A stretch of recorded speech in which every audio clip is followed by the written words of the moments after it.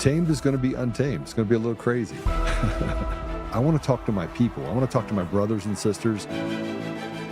We can have grace and humility in how we interact with other people. Oh, hot dog, look at you. And nobody talked about what's really happening. And let's have conversations about what truth is.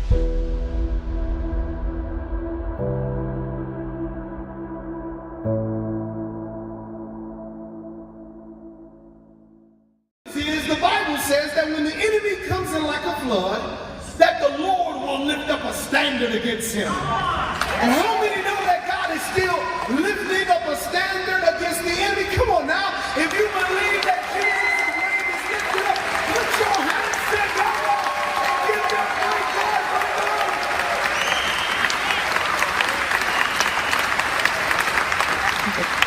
the The bad news is we see Islamic jihadists that are overtaking the most important city in the world. We've seen Zohran Mamdani put his hand on the Quran and dedicate New York to a false god. That's the bad news. The bad news is we have people like my Congresswoman, Rashida Tlaib. Can you imagine it? Fighting against the will of the people. Do me a favor, That's the get this bad guy news. on for me. The bad news is they're still cheating in elections. That's the bad news. But the good news is I hear a sound today. I hear a sound. It's the army of the Lord. It's a sound of praise. It is a sound of war. How many know the army of the Lord is still marching on? If you want to be a part of that army, come on now. Put your hands together and give our great God right now. We're a part of a great army. And we've got to build this army because of stolen elections. That's how Mamdani actually got into his seat. Good morning. Good afternoon. It is Monday. And a lot has happened over the last couple of weeks. A lot. And we get closer and closer to this place where you had Byron Donalds. Look at what he said. He's like, the Senate just sucks. And he's not wrong. But the House of Representatives is not that far behind. And whether you're talking about Mike Johnson or you're talking about John Thune, both of them have betrayed the very people they say they represent. See, there's pressure that can be applied. And when we talk about Lorenzo, by the way, is Lorenzo Sewell. Is he from Detroit? I think he's from Detroit. He's from Detroit. We have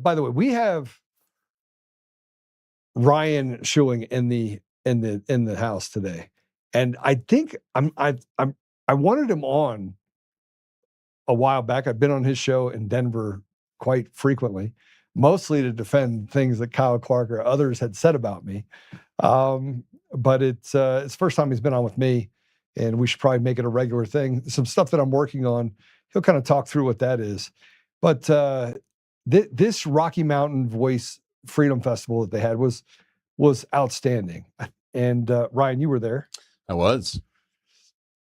Ryan, say hello to the World Wide Web. Please put our comments up, at least from Rumble, on the screen, if you would, please. Something happened to you last week. I'm going to get into some other stuff that happened at the Rocky Mountain Freedom Festival, but yeah, 7 years. Yeah, it's my longest stop of my entire career. I was just telling Lynn this out in the lobby. Been in some form of media relations, public relations, radio, television, sports, play-by-play for the last almost 30 years. And this has been my longest stop, about 7.5 years, November 2018. When I moved here, it was right after Jared Polis got elected, Phil Weiser got elected, kind of the beginning of the end. And I came here for that, I guess, working with Dan Kaplis. That was the original. Can we say it's your fault? You can blame me. That's fine. I'm one of these outsiders. That's the thing I noticed when I moved here is like, I'm a 4th generation Coloradan. I'm an 8th generation Coloradan. Now, I come from Michigan, Pastor Sewell, Detroit as well. We don't say that like I'm a 4th generation Michigander. It's very much a matter of pride here in Colorado. And I understand it because there are people that come into the state, mainly from California, but also elsewhere. Usually I get the remark like, oh, you're from Michigan. Well, you're not as bad as the people from California. People also complain about those from Texas. So, yeah, it was a hell of a run. I wasn't expecting it to end, but if you work in corporate radio these days, you're always subject to whatever the next round of cuts are going to be. And it wasn't just me. So I want to dispel any rumors or innuendo that this had to do with anything I said or did, or the fact I had Joe on my show. Well, I mean, that was a pretty big deal. I mean, the fact how I read it was that someone was trying to silence a truth teller, and so I called you. Oh yeah. And actually, first I sent you a text that said, "Bro." Bro. I was like, we got to figure this out. Like, what's going on here? Yeah. But you ran the 6:30 KHOW, right? KHOW. Yeah, that's right. Show in the morning, and the most popular talk radio show, I believe, in Denver. We had caught fire, and this really feels like Zach Galifianakis between two ferns too. I like this mojo, this setup. Yeah, I thought in a brief period of time, so people that only were introduced to me in the mornings only witnessed like 6 months of it. But I was on actually 2 to 4 before Dan Kaplan for a few years before that. And then we really blew up. It was right at that time that Victor Marx came into my studio, and we did an hour-long, segment that I transitioned from the afternoons to the mornings, and then went to a broader audience, started having you on. And I really thought, this is the ironic part, I thought we were catching fire, really building momentum. To your point, I won the Colorado Broadcasters Association Award for Best Show. And I wanted to tell the story. Sorry, I was just what went through my mind is somebody walking into your studio. Yeah, it's like, congratulations. Well, okay, yeah, well, we can go there. I mean, I don't have anything but no, it's just a tremendous irony. That it was just over 2 months prior. I'm at the CBA Awards, winning the award for Best Talk Radio Show in the state. And, late June comes, and round of iHeart cuts, 3 other hosts, Brett Saunders, KBCO, Denise Plant from The Bull, Uncle Nasty from KBPI, and myself. So at least I feel like I'm in good company with, so much experience. Saunders had been there 29 years. Denise was there as long as I was. Uncle Nasty goes back, a couple of decades. Yeah. So, yeah, it's amazing to me that with this law of diminishing returns, right? And nobody knows, this kind of business and the building a model better than you do, Joe. But right. I honestly don't understand where iHeart thinks this is going, because I hear today from other people, because I was sleeping in and I was enjoying that, they were piping in a show from Sacramento, California. Right. Well, Sacramento's market 20, Denver's market 17. And you're telling me a local morning radio show either isn't a priority or can't work in market 17?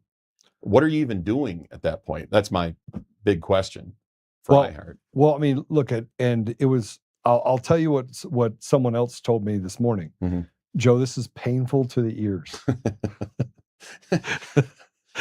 Well, so I went back and listened to it a little bit. It's painful to the ears. Well, it has nothing to do with Denver, and it's not these guys' fault. And Peter Boyles, who's a mentor of mine, I was talking to him, and he was incredulous because he tuned in for a bit that they didn't even introduce the new listeners from Denver. So I don't even know if they know they're on the air in Denver, or if anybody told them that they're going to be piped into Denver. So they're maybe none the wiser, and they're not going to talk about topics that are relevant to a Denver audience. And again, like I said, Denver is a number 17 Nielsen market. If you can't make a morning show profitable work from a programming standpoint in Denver, Colorado, what are you doing? Because at this point, what that does is it kills your entire station from that point forward, whether it's Tom Martino following what was my program, or Dan Kaplan in the afternoons. It's like I said, it's law of diminishing returns, but it's also going to be death by 1,000 cuts, and you might as well just shut the whole thing down. And we do have, they do have a station, that building, Freedom 93.7, that it's fine. It runs nationally syndicated programming, like Sean Hannity, and these are shows that people listen to. But when you have alternatives like KOA has been, and KHOW had been local 6 a to 6 p.m., then you're kind of sitting pretty in being influential in the market. But if you're just going to, again, mail it in, pipe in a show from Sacramento in the morning drive, the most important day part in radio, I don't even see the point or the purpose going forward from there. And, for iHeart at this point, this all came to be, Joe, with the Telecom Act of 96. It was all downhill from there over these last 30 years, in that it allowed multimedia corporations, conglomerates, to buy up mom and pop owned and operated stations throughout the nation. And for me, starting off in radio at that time, I worked in Grand Rapids, Michigan, and our outfit was part of a small group managed and owned by Michigan Media. That was bought out by Bloomington Broadcasting in Illinois. That was bought out by Citadel in Las Vegas, Nevada. That was bought out by Cumulus, which along with iHeart went bankrupt a few years ago. Had to refile, had to restructure, had to, pare things down. Then COVID hit, and we lost at least half the people in our building in Denver when COVID hit. And iHeart kept kind of, sending out these emails. Oh, it's not as bad as it appears, and we're all a team. We're all working together. We're all going to do this. And then these rounds of cuts, they just keep coming and coming, and pretty soon the bell tolls for you, and that's what happened to me. Yeah, I tend to look at it a little bit differently for you specifically, because they could have cut Ross Kaminsky before they cut you. Ross is not nearly the personality. This is just my opinion, right? Not to create any ill will. I don't actually like Ross. Ross didn't actually like me, so maybe that has something to do with it. Oh, you could have fooled me, Joe. But I think that I think there's an opportunity in this void. I remember when iHeart went bankrupt the first time. Or second time, sorry. The restructuring happened in 2015. Right. That was a bloodletting. I mean, that was terrible. And nobody thought that iHeart would be able to emerge from it. They did. They privatized part of the business, cut off a bunch of dead weight, and got to a pretty good clip. I mean, the last, you take COVID into account, there was a insurgence of even advertisers that advertised on iHeart because there was this, momentum that was created by this, what I call a tragedy, the COVID pandemic. Well, we went into kind of a hyper speed toward the digital age of reformatting our content at iHeart. I keep saying our and we, theirs. It's still fresh, I guess. But in terms of posting online podcasts, driving people toward those platforms, the iHeart platform in particular, which is the biggest in the world, iHeart's digital platform. I think the challenge therein, though, and our sales staff works so hard, and I've heard from so many of my coworkers from that side of the building that have been so supportive in the wake of this. Nobody wanted this to happen locally that I'm aware of, but driving advertisers to a mindset of buying digital ads, so they would appear in a podcast. It's not the same, I heard my ad at 10:37 a.m. live over the air on the radio. Well, people aren't listening that way anymore. You and I are about the same exact age, Joe. Yeah. And we grew up in a much different time. People had appointment listening or appointment viewing. You watch Seinfeld on Thursdays at 9 o'clock or 8 o'clock or whatever. Or you listen to a certain radio show at a certain time. People, and I'm talking millennials and younger, and especially Gen Zs and younger, they don't do that. They don't sit there and wait for a TV show to come on. They want to binge watch. Everybody does this now. This is just the practicality of the matter. Nobody owns DVDs or Blu-rays anymore. You have everything at your hands on a remote control, digitally watching platforms. And the same applies to audio content, which really, there's been a revival, to your point, Joe, of podcast-driven content like yours, like our mutual friend Ash Epp with Badlands Media, that's portable, that people can listen to at their convenience when they want to, when they're driving, when they're doing nothing, and it gives them that flexibility. And once you go down that path, once you cross the Rubicon, nothing's ever going back to the way it was. No, absolutely not. Yeah. Absolutely not. And what is iHeart had the opportunity to make that transition, by the way. Correct. I mean, they do have an podcast platform. That's right. It does fairly well. They just haven't really embraced it. Management hasn't embraced that environment to compete against the Spotifys and things like that. So they kind of did themselves a disservice by having such a robust platform and not maybe connecting it as much to some of the live broadcasts, so that transition could happen inside of their ecosystem that would allow them to then drive their own commercials, but also make it live. I mean, I do believe the podcast environment for us has been ridiculously successful because we run it live across every platform. And we just decided a long time ago that, all right, we have 22 basic platforms that we're going to broadcast on live. And then we'll hit another probably 70 to 80 platforms that we'll be able to push into the market. And then you get on Roku and Google Play and Apple and get on all these other environments. And all of a sudden, it doesn't take much to get to, 7, 8, 9, 10 million people that watch you every month. So but they missed it. And I had that conversation with iHeart, by the way. Did you? I had that conversation like 4 years ago, 5 years ago. How'd that go? It went well until it got to management. Until it got to the What level of management? Well, the highest level of management. In San Antonio corporate or on the ground there in Denver? No, I mean, look, I used to be invited to all the iHeart, Cap One events that they had together. Then that relationship broke apart. And then the beginning of the end was, we're not going to pay for a suite. We're not going to take care of our clients the way we did before. We just expect it to be transactional and that people are going to just invest in radio. And that's just not the way it works. Some people stay with radio just because they get a couple tickets to the Broncos game, right? And so they made some business decisions that I think were counterproductive to growth. But I think it just opened up a huge opportunity in Colorado and other markets as well, as this model starts to evolve. And that's the key point right there, Joe, is, people like myself, we're Gen Xers, we grew up during a different time. We're trying to adapt. And that's the thing. Right. You have to adapt and survive. You have to anticipate something like this happening. And then how do you react to it? Okay, I've been dealt this hand now. How do I play it out?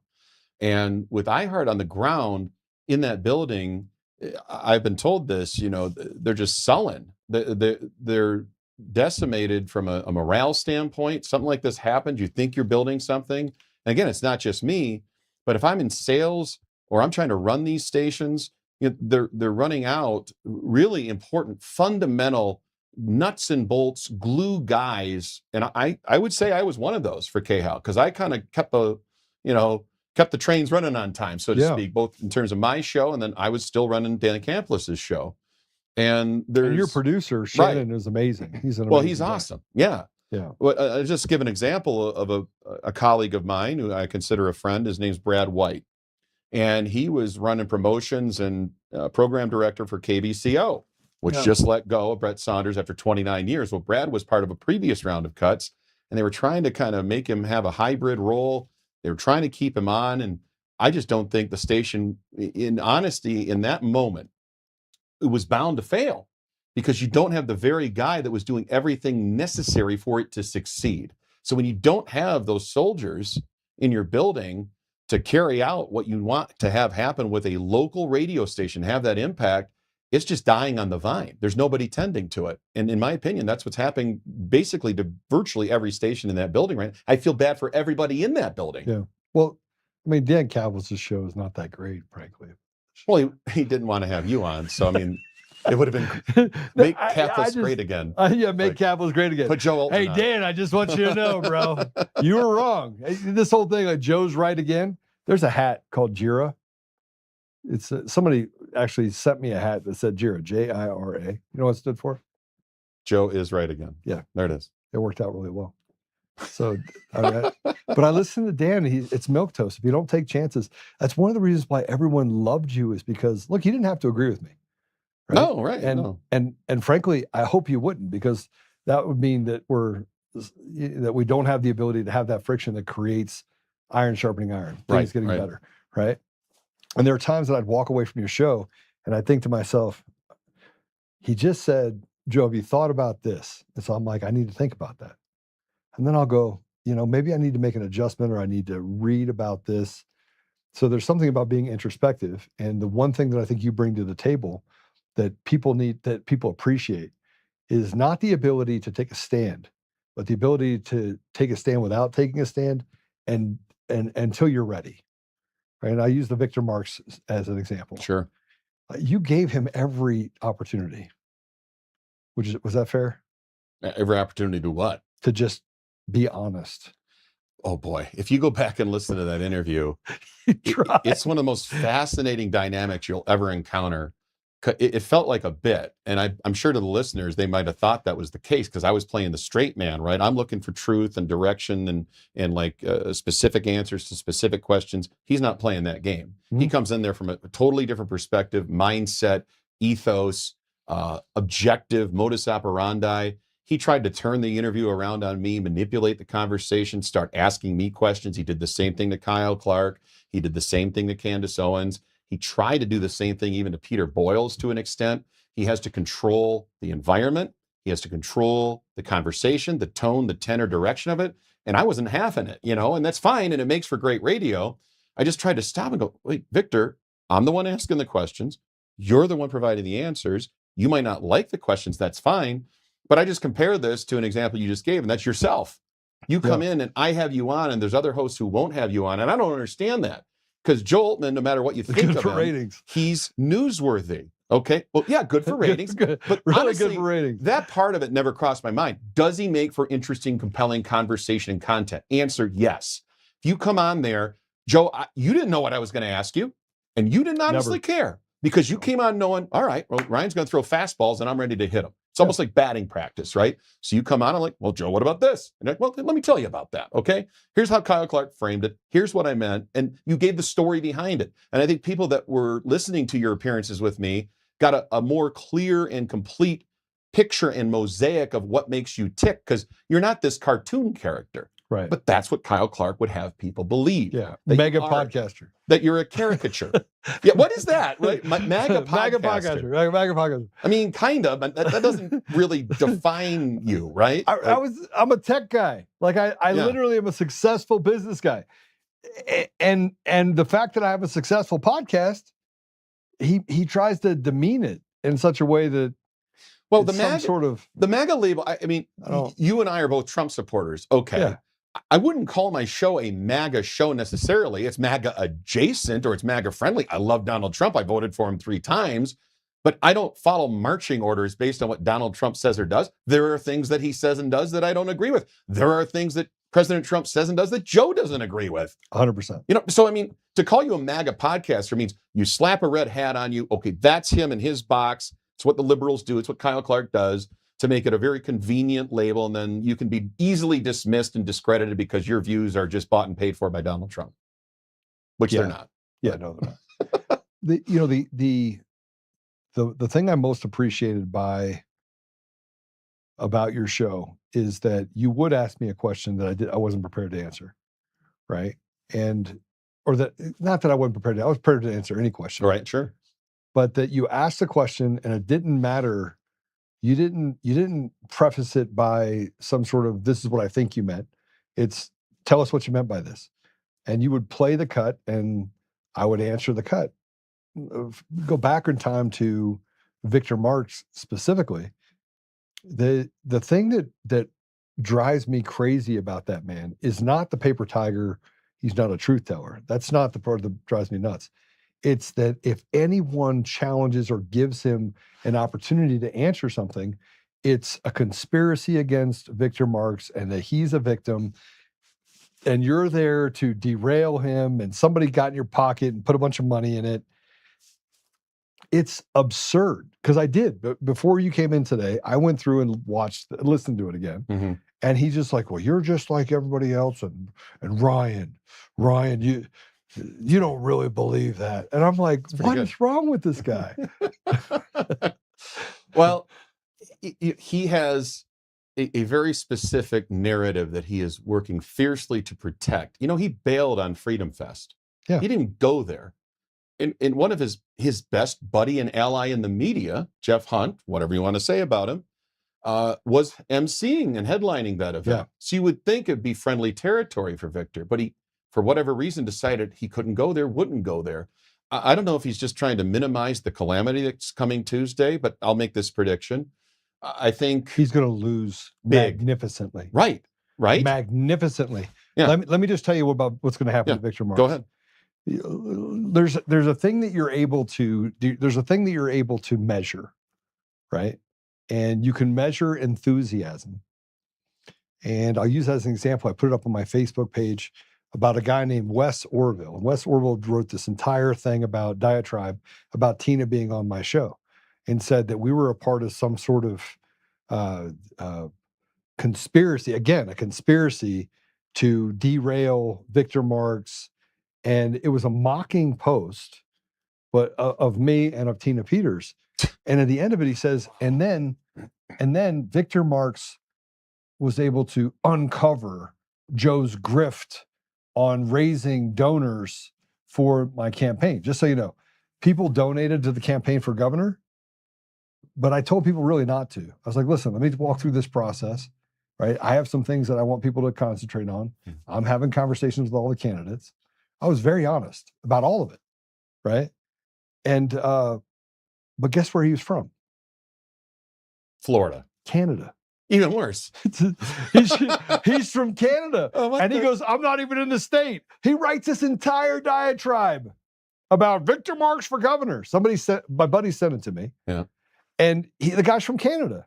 But that's who Victor Marks is. He's a paper tiger. He's a paper tiger. I don't think the enthusiasm was for him at the assembly. Didn't see it at all. The only candidate I saw really a lot of turnout, enthusiasm, signs for, and he appeared, was Scott Bottoms. Now, that's not to say that Barb Kirkmeyer can't win the nomination, because I believe that she can. You know, unaffiliated voters voting in the primary, I think that favors her. Yeah. Scott has, I think, struggled, and he would admit this, from a fundraising standpoint, from a dollars and cents standpoint. I think he's run a strong campaign, though, boots on the ground, et cetera. He's a real candidate, in other words. Barb Kirkmeyer is a real candidate. Victor Marks, it's as if he was created in a lab by Democrats asking the question, okay, how stupid can we make a candidate, and this ridiculous Republican Party in Colorado will still support him and nominate him? And the fear would be that this is actually going to happen. But where I'm with Joe is I don't see it in reality playing out the way that the narrative's being portrayed. And let's talk a minute about conspiracy. If that's the case, let's grant the premise. This is the widest, grandest conspiracy in the history of conspiracies, because it includes both Kyle Clark and Joe Oltmann on the same side in agreement. So factor that in for a moment. There's that part of it. There's myself. There's Michael Brown. There's Ross Kaminsky. There's Mandy Connell. There's Barb Kirkmeyer. There's Scott Bottoms. I mean, you can go all through the list. So Victor would have you believe that everybody else outside of his cult, let's call it what it is, because this is what cult members are told, whether it's David Koresh, Jim Jones, anybody else, anybody outside of the cult cannot be trusted or believed, and they must be disparaged or undermined. Corby Hall, Candace Owens, the list is everybody. Is it possible, Joe, that all of us, all these disparate interests, you don't like Kyle Clark, and you and Ross Kaminsky don't get along, yet we all agree and have come together in this kumbaya moment to conspire against Victor Marks? That's pretty grandiose on his part. Yeah, that takes away, on the elections, it's just one person that takes to change the elections. I couldn't sit in the room with Ross Kaminsky for more than 5 minutes without basically mocking him to his utter end, making him want to go. See, now that's the interview I want to hear, though. I want to hear you on the air with Ross Kaminsky. I want to watch you in a sit down with Kyle Clark. He's a coward. But that's the thing. I've asked both of them. I told both of them. I'll give you what. Come on, let's sit down. Let's sit down. So, I'm sorry to do the interview here, but this is a question I think many of your viewers would have. Why would Kyle Clark agree to go down to the train station, as I call it, there at the compound, Markstown? He would agree to do that. He's putting himself at risk, by the way. I was legitimately worried about the guy. We're not friends or anything, but I'm coming down to the train station, meet my bride, see all my photos and videos. Okay. But he won't do a sit down with you, which would be compelling. He could ask you anything. You could go toe to toe. Yeah. I don't understand why he'd be willing to sit down with Victor Marks, but not you. I don't understand. And it's crazy. Yeah. It's crazy. But here's the thing. You don't cut the tongue out of the man that's telling the truth or that's lying. You cut the tongue out of the man that's telling the truth. And the one thing that I have that Victor Marks doesn't have is I have credibility. I mean, Barb Kirkmeyer said it to me. We went and had a sit down, and we were sitting chatting about it. Sorry, this shirt is driving me crazy. I'm like sitting here, it's like poking me and not poking me. Yeah, okay. See, that's one thing about the radio. You can't see all this stuff on the radio. No. But they can't afford to have me on. See, I'm not going to sit there and say, well, how many bodies do you have? Doesn't matter. Doesn't matter. How many people you killed, Joe? How many people have you killed, Joe? That's none of your business. I figured I'd pull a Victor Marks there for just a minute. Well, have you killed someone, Joe? Huh? Have you? That's a ridiculous question. But he could have turned it around. Huh? He could have turned it around, but he chose not to. He chose not to. I think when I watched that interview, and I would recommend everybody that's within earshot, eyeshot of this podcast to do it, you can see the turn in Victor Marx's facial expression, his body language, his eye contact, looking, averting around. I think he seriously believed he'd bring Kyle in, he'd win Kyle over with his charisma, his charm, with his videos, his photos. Kyle would believe him. They'd sit down, they'd have a nice little conversation. When Kyle went against that and kept peppering him on these details, Marx was totally taken by surprise. He wasn't prepared to answer what should have been a very basic question, because he's got to think in his mind two things. Do I keep feeding into the mythology, this man of mystery, this Austin Powers international man of mystery aspect about my legend? Or do I answer truthfully, which is, I haven't killed anybody. I haven't saved anybody. I haven't rescued anybody. I gave a bunch of kids in foreign countries teddy bears for photo ops, and that's what I did. Because that would be the truth. And he raised $50 million doing it, of which he ate 89% of it personally. Right. And only 11% went towards actual 11%. That's the key number, Joe, about a so-called charity that's out there doing God's work. That is an absolutely shameful percentage. And it's true. Go look it up yourself. Don't take Joe's word for it or mine. And Shiloh Marx, who is a great young man out of California, made the accusation against his own father that he was abusing his sister. Mm-hmm. Then his sister made the accusation. And then all of a sudden there's a payment for over almost $250,000 it's made. And now she's on the payroll getting paid for this stuff. What happens when that's done? What happens when the payments run out? Is she going to go back to the person that was damaged and had to deal with this abuse from her father for a couple decades? Keep your eyes on Victor Marx as of about 11 p.m. on Tuesday night, June 30th, and where he goes, because I'm telling you, he is going to evaporate into the ether. Yeah. And you will never see or hear from him again. He's going to disappear, and people are going to be stunned by it, although you and I won't be. And I think a lot of people out there figured him out already. I think enough. I'm hopeful. We could talk about elections, their veracity, all that, but I just don't see it being possible. What's the old saying? You can feel some of the people all the time and all the people some of the time, but you can't fool all the people all of the time. Right. I don't think Victor Marx still can fool enough people at the level that he needs to win this primary election or even have a remote chance of doing that. There has not been, Joe, we've looked at this, whether you look at the Smurf fundraising, the lack of participation in a real ground game, of winning hearts and minds, of going to forums, of showing up at debates, of going to the Rocky Mountain Voice Freedom Fest, of doing things like that. He has preached to the choir, literally, through Brave Church and other congregations. He has a narrowing and dwindling base of support. He is grifting as much money, in my opinion, as he can from the true believers who have drank the Kool-Aid and believe anything he says, and there's nothing he could say that would dissuade them from supporting him. But that is such a narrow fraction, in my view, of what the total electorate's going to be when you have two other viable, serious candidates in Scott Bottoms and Barb Kirkmeyer, that somehow Victor Marx is going to emerge from this. Plus, you factor in the clownish portrayals of him, which are accurate, on national television, whether it's Bill Maher, This Week Tonight with John Oliver, The Daily Show, taking clips from both Kyle Clark's interview and the 9 News debate, where he, are you going to call my dog a liar? She's been in Syria and Iraq. Just ask her. She's going to bite you, Kyle. This is a candidate for governor you're going to vote for and support? I'm not buying it. I'm not buying that enough of the Republicans and unaffiliated who will participate in the primary on Tuesday night are going to be fooled into supporting this guy beyond, I think 20% is a high number. I think he'll be somewhere in the teens. Well, let's get to conspiracies again, because I need to bring this up. In the assembly, there was how many overvotes? That was a big headache. And I left before that got sorted out. Overvotes? I don't remember the exact number. 80. If you took the 80 away from Victor Marx, what percentage did he have in total votes? See, I didn't think about the math there. 28.45%. So he wouldn't have made the ballot. Qualified for the ballot. What did he do right after he made the 30% threshold? What did he do?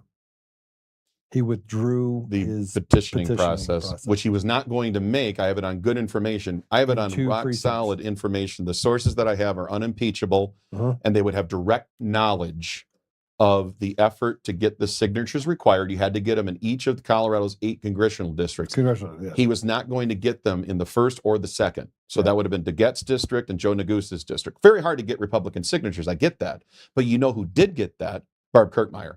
And she had to do it at a higher number because she was only going through the petitioning process. Marx was doing a hybrid approach, so his threshold number was lower. Then he either had to do that or get the 30% of the assembly. So any measure you look at outside of the Smurf fundraising numbers, which the burn rate was incredible in terms of what he was spending out and what he was spending it on, he didn't get the petitions to get on. He goes to the assembly, barely crosses the finish line there. You talk about the overvotes. Scott Bottoms wins the assembly handily. Hands down. Yeah, hands down. And I saw there were Mark supporters there. Yeah. And they were significant, but Bottoms clearly won the day. So whether it was petitioning on, Kirkmeyer got that done. Whether it was winning at the assembly, Bottoms got that done. There is no metric or measure by which Victor Marx is winning this race. So when people out there in the mainstream media are trotting him out as front runner, keep a careful eye on that because they want him to be. That's a Kyle Clark, that's a Democratic National Committee, that's a Michael Bennett, that's a Phil Weiser. And they're talking about it. They're talking about that needs to be the candidate. They want to speak into it in existence, Right. manifest it. Yeah. And the fact that they're giving him positive feedback right now, Denver Post ran a positive article on him, Gazette ran a semi-positive, is that they want that. And the Gazette's owned by the Anschutz, which supports Bob Kirkmeyer.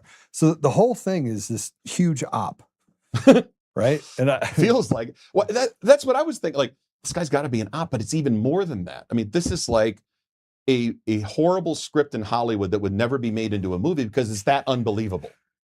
Yeah. So that brings me to the Republican Party.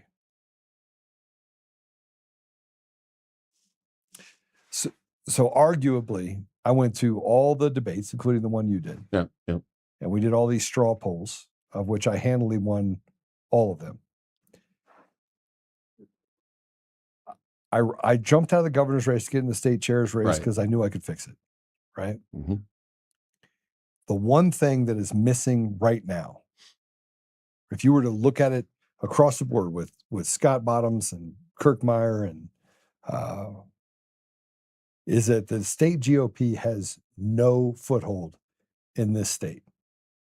Just elected a new leader for the GOP. Craig Steiner, yeah. Craig Steiner. And they raise $3,000.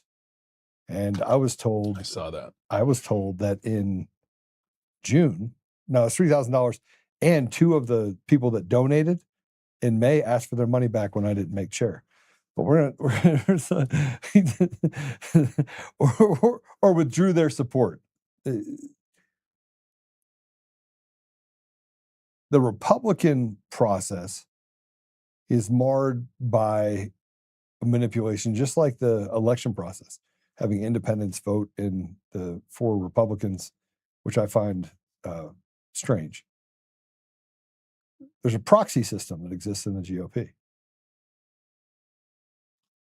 What part do you think plays in all this that we're seeing, all the dysfunction plays a part in how the GOP is run and how, all the pieces play together where they put a candidate in the place that they know can't get the job done? I think the Republican Party obviously has been its own worst enemy over these last however many years. Basically going back to the Tea Party movement.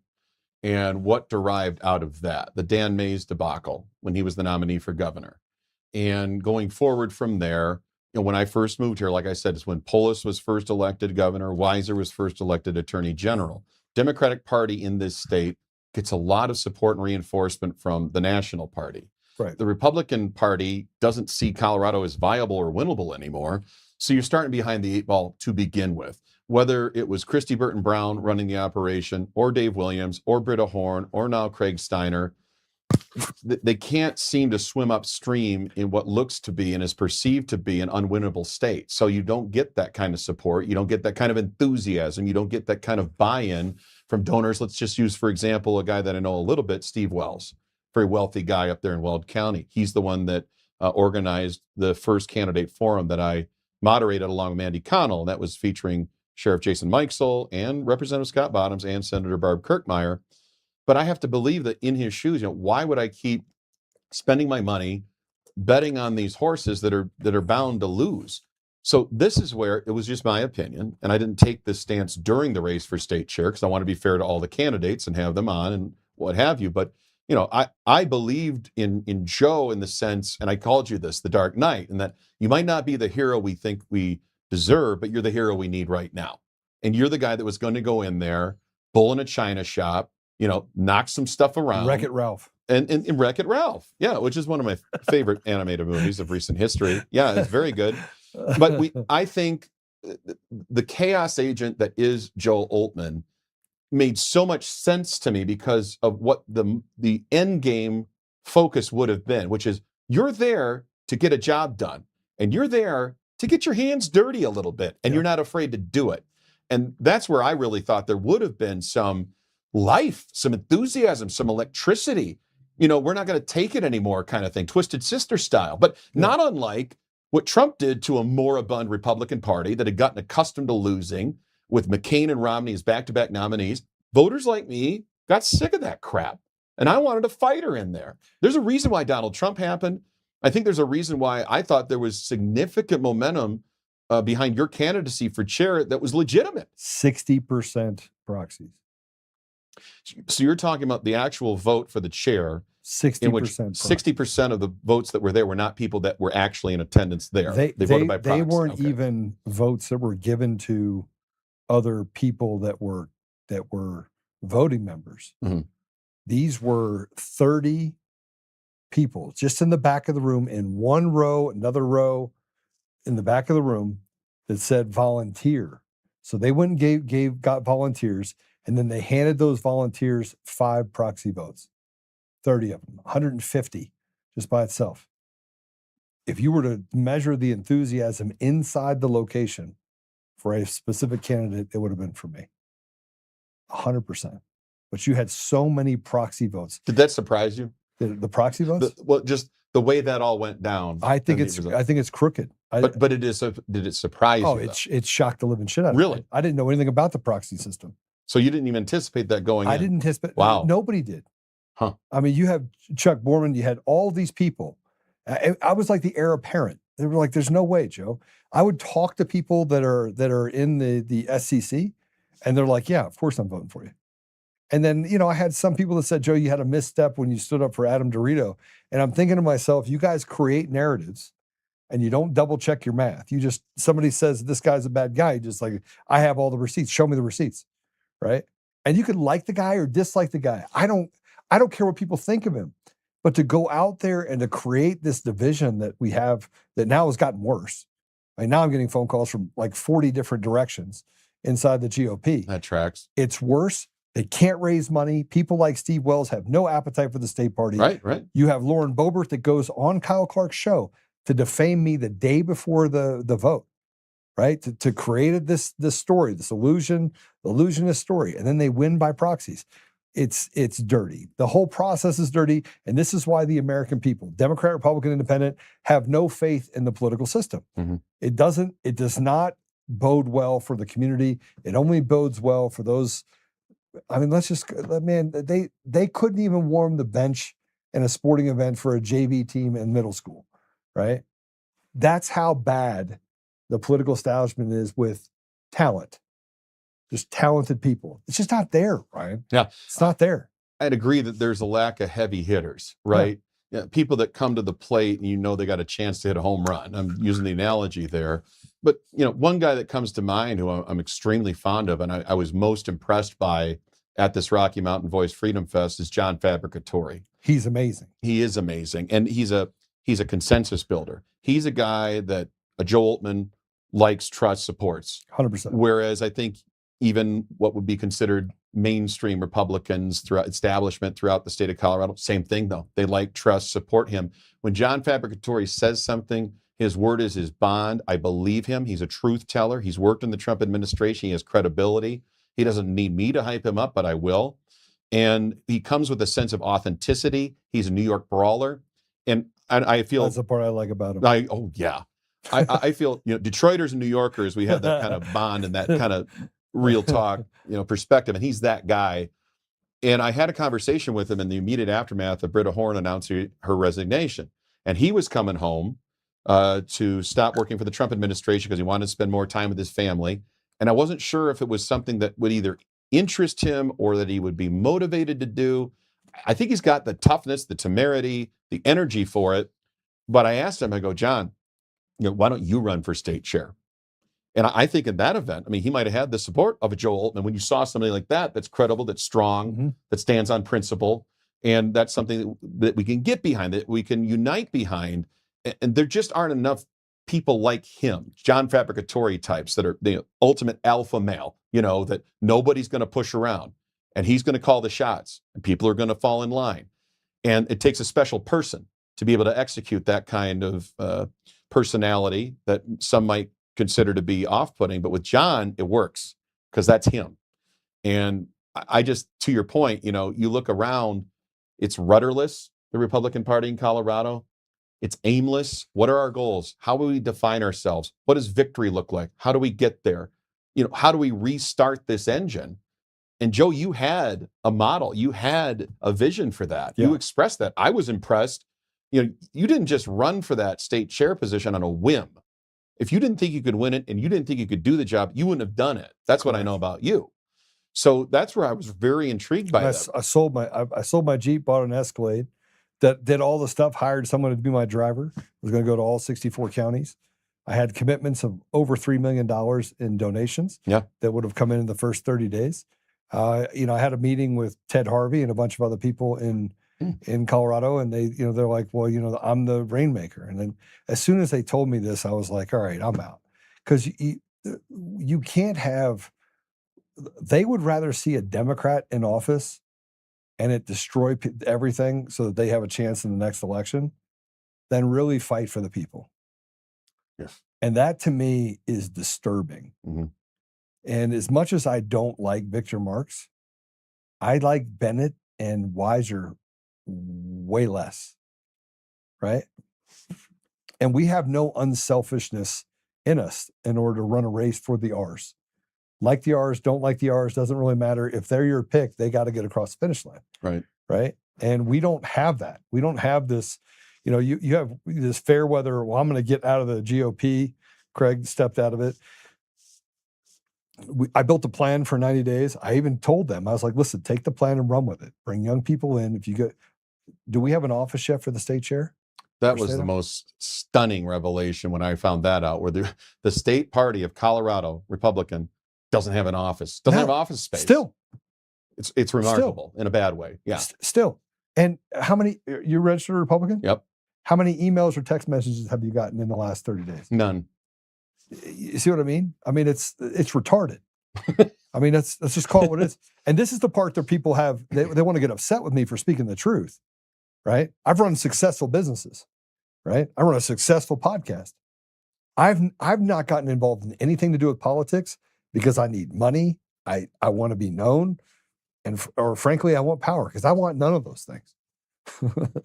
So I just want my community to have the same opportunity. I want your children and my children and everyone's children. I want us to have the same opportunity for future generations that the previous people that stood on the beaches of Normandy had when they knew they would give up their life in order to make sure they fight for the freedom, even perceived freedom, that we had back in the 1920s, 1930s, and 40s. I believe in the American experiment. I believe in it. I'm a byproduct of that. And to see them be so selfish, it's all about me, it's debilitating. I look at the party and I'm just like, it's disgusting. It's disgusting. Where's the inspiration? Tenacious D had an episode of their television show used to air on HBO called Inspirado. Yeah. And where do you go to find Inspirado? Yeah. Who instills that within you? And that's why I bring up a John Fabricatory, and by force of personality, somebody like yourself. Yeah. Somebody who doesn't color within the lines necessarily, but Correct. Maybe that's what we need. We're playing by the rules. How's that working out for you? Well, that's what I mean. Rush Limbaugh used to rip the establishment Republican Party by calling them the Washington Generals, because they would go around losing to the Harlem Globetrotters. That was in the script, and they were just happy to go along for the ride and do that. And I am not a happy loser. I'm a sore loser. Yep. I hate losing. I hate losing more than I enjoy winning. And that's what winners do. That's right. Because you despise losing so much, you're going to do everything within the fiber of your being and soul to make sure it doesn't happen. Correct. Now, Joe Oltmann's not a loser. Say what you want about Joe, not a loser, right? Fabricatory, not a loser. Anybody who's okay with losing or, it's not that big a deal. It's a big deal. It's a really big deal. And that's all the Republican Party has been doing over these last almost 20 years now, losing. And you got to be able to stand up and go, we're not going to take it anymore. That's a cliche, but what are you willing to do about it? Who can we invest our time, money, resources, belief, faith in? Who's going to come up and be like, I might not get it right every time, right out of the box, but we're gonna do something and start. Everything's going to be a nail, and Joe Oltmann's going to be the hammer type thing, and we're just going to see where this goes. I just wish there would have been more people willing to take that chance, because I think the way that we've been doing it, I say we as Republicans in Colorado, isn't working. So you might as well go full throttle and say, all bets are off. Yeah, right. I mean, it was a 9-month, and here's the part that blew my mind. It was a 9-month audition to a 2-year audition. In other words, if I couldn't do what I said I could do in 9 months, just kick me to the door. Right. Right? It's pretty simple. Right? You got 9 months. Like, what do you have to lose? Yeah, right, exactly. Because right now, what you're losing is everything. Right. And now we're 30 days in. You've never gotten an email. You've never gotten a text. You got Craig that does interviews on CBS and 9 News about how bad the party is. And there's no momentum. None. Zero. Because here's what would have happened if I would have been in that position. I'd have been giving them all interviews. I'd have been like, look, Wreck-It Ralph. Here's what we're going to do. We're going to go do this. I'd have been in all 64 counties. You think Kyle would have interviewed you then? No. Still no. If you were the chair, you're a significant figure at that point. The fear that they had in this state at the establishment level hit a fever pitch. I mean, the amount of people that they were pushing out against me. I mean, it was scary. The phone calls, the emails, the hit pieces over and over and over again. Bill Owens, personally, I was in the ACE Scholarship Founders Club deal. I gave a bunch of money to him. In 2021, I had to give, somebody else gave money to them for me. I've committed other cash to them since. He wrote a thing saying that I was never invited to the ACE Scholarship Founders Club, which I went to all the events, flew all over the place doing it. And so I had to reach out to him and was like, hey, did you guys say that? Well, I knew Bill Owens was a part of the ACE deal. So I just said, okay, well, I'm going to reach out to him. And I was like, look, I have emails, text messages, I have the whole thing. And finally I said, you know what? I'm still going to commit my money to those kids, but I'm done. I mean, that was 3 days before. You're talking about a guy that gave over $6 million in a 10-year period of time to charities, nonprofits, kids, things like that. Like, I'm not a small donor, right? But for the guy that never talks about how much money he gave, that's a lot of money. Would you agree? $6 million is a lot of money? It's significant, more than I'll ever see. But my point is that I've never had to talk about any of that stuff. And then when I do, you have pieces of shit like Bill Owens, sorry, that's my opinion, not yours, that have been a large part of the political establishment screwing up this state to the benefit of people like Anschutz. That's his boy, right? And Anschutz doesn't care who's a Democrat or Republican in office. That guy just wants to be able to make more money. The one thing that billionaires are afraid of is what? Losing their billions, right? And they will do whatever it takes to hold on to their billions and whatever it takes to step on anyone else out down there, regardless of the consequences. That's the political environment that we're in right now, both Democrat and Republican. And they both lie through their teeth, and that's why we're sitting where we are today. So it'll be interesting to see what happens to the Republican Party. I think, again, the word I keep coming back to is strength. Yeah. And there is no strength projected by the leadership of the Republican Party, individual candidates within it. I think we've seen some of it from a Scott Bottoms, kind of Well, Scott is very strong. Yes, right. Now, whether that resonates, right, whether there's the ammunition, and I mean that from a rhetorical standpoint of fundraising, of getting the message out, of buying television ads or going digital or infiltrating, where younger voters are, where we can find them, where we can meet them where they are. This was the idea you had, Joe, that I thought needed to happen and gain traction, was getting the youth involved because they want to believe in something. They've been disillusioned by their experience of going through their scholastic years, K through 12, during COVID. Right. They are not necessarily tuned in to what the Democratic Party is selling.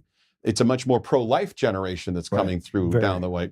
And I think there's a lot of reasons to be excited about Gen Z and the appeal that conservatism might have to them. Who is selling that, though, to them? Who is appealing directly to them? Who's getting out there and doing the work? Because it feels, Joe, and this is why, I was so frustrated that this is a party that's just playing it safe, going through the motions, doing the same old, the We're formula losing that loses. graciously That's what I mean. rather than winning terribly. There it is. Yeah, I mean, you got to be able to do what it takes to win, and that doesn't mean necessarily that you do things that are illegal or unethical, but might they be a little bit dirty? Yeah, maybe you get in there into the ring and you mix it up a little bit, huh? Why don't we change things up that way? Play a little offense instead of always accepting the premise of the mainstream liberal media that we're the bad guys or we got to explain ourselves. When you're explaining, you're losing. You set the terms, you set the agenda, you are proactive, you get out there and you deliver the positive message. Why? A guy that was brilliant at this and is now going to be exiting his second term as governor is Ron DeSantis in Florida. He turned a purple state ruby red. He did that. Why? Because he had a clear vision. He knew how to express it. He got momentum behind him. He was a leader. Him? No one. There's no one behind him. And he doesn't need it. No, but there's no one behind him to run succeed for him. office, Yeah, well, yeah. No, that's a sad thing. This is a like very who follows him, yeah. This is a tough thing to look at right now. Super tough. Because who follows him? And he had a vision, he had a mandate. He set the mandate when he ran two terms ago, and he did it. He did exactly what he said he would do. Yeah. Short of getting rid of property tax, which frankly has to get done. He lowered his budget by 38%. 38%. He cut his budget during the COVID years. He did not expand it. And it's ruby red. He went in there and he threw punches. He took risks, political risks, and standing on principle for what he believed. A lot of people, clutching their pearls. I can't believe he would do that. I can't believe he would redistrict the congressional map in Florida. Well, he did it and he got it done. And will of the people supported him to the point where, he won re-election in a blowout. And he's the one that helped turn Miami-Dade County red for Donald Trump. Yes. DeSantis deserves. But they also got rid of machines and some of the machine mechanics behind how the elections were run in Florida. Well, that came out of the 2000 election fiasco debacle, the hanging chads, Bush v. Gore, all of that. It was an embarrassment. And you're right, Florida did what we should be doing here in Colorado, reformulated their entire process. We know who wins in Florida that night. Florida has about 3 times the population of Colorado. Yes. Almost. If they can do it and process those votes and get them counted accurately, fully, and we know who's won that night, what's happening. Well, California is a lost cause, but Colorado is too. I mean, in a lot of ways along those lines, the all mail-in balloting,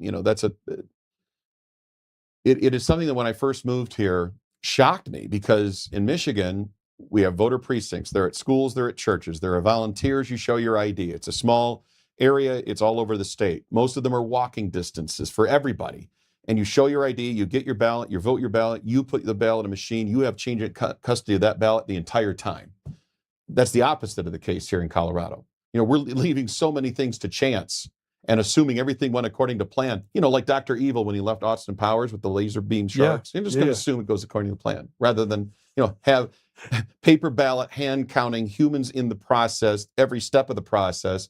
And this is where it was a fascinating presentation that Mark Cook gave.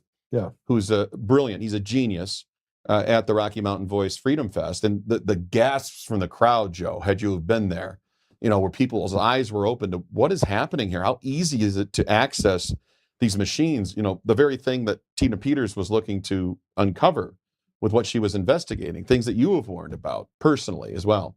Is that the first time you've seen Mark Cook in action? His presentation, yes. He's been on my show several times. Yeah. And, he brings the receipts.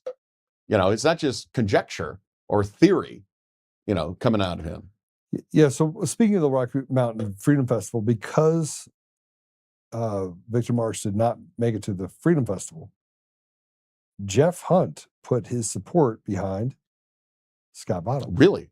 Yeah. Is that real? That's real. I thought Scott was like joking tongue in cheek about that. That's real? That's real. It's as real as I've seen. I've seen, my new #1 super fan. I saw that. And then I saw that Jeff Hunt was putting his support, and he said, I'm happy to have his vote to Jeff Hunt. Now, whether or not that caused the consternation or problems with Jeff Hunt and Victor Marx. I think it would. I hope it would. I hope it would. But I more hope that Jeff Hunt could get behind a real candidate like Scott Bottoms. One would hope. Yeah, one would hope. But we have this cut. So this is Tina at the Rocky Mountain Freedom Festival, which, by the way, we had over 1 million downloads. 1 million downloads on Tina Peters' show that we did here just last week in 3 days. The amount of fire that went out from that, clips and everything else, exceeded almost 30 million views. 30 million views on one deal that we had, a sit down with Tina Peters. And I want to thank Bennett and Weaselweiser for putting it out there and saying, interview that she's contrite, she's not remorseful about anything. Because one of the things she said she was remorseful for was, well, I'm remorseful for all the people that didn't go to jail for stealing elections in America. I thought that was brilliant of her. But here she is right now at the Rocky Mountain Freedom Festival. Let's take a listen. For people around the nation that, I'm going to try to get through this not crying, okay? For the people around the nation and the world that wrote to me, prayed for me, supported me physically and financially, thank you. You're my heroes.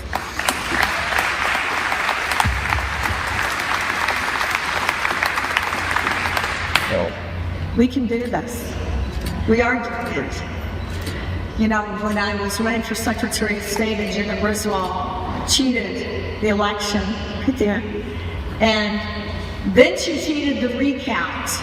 You know, the law said back then that you're supposed to use voter verified paper ballots.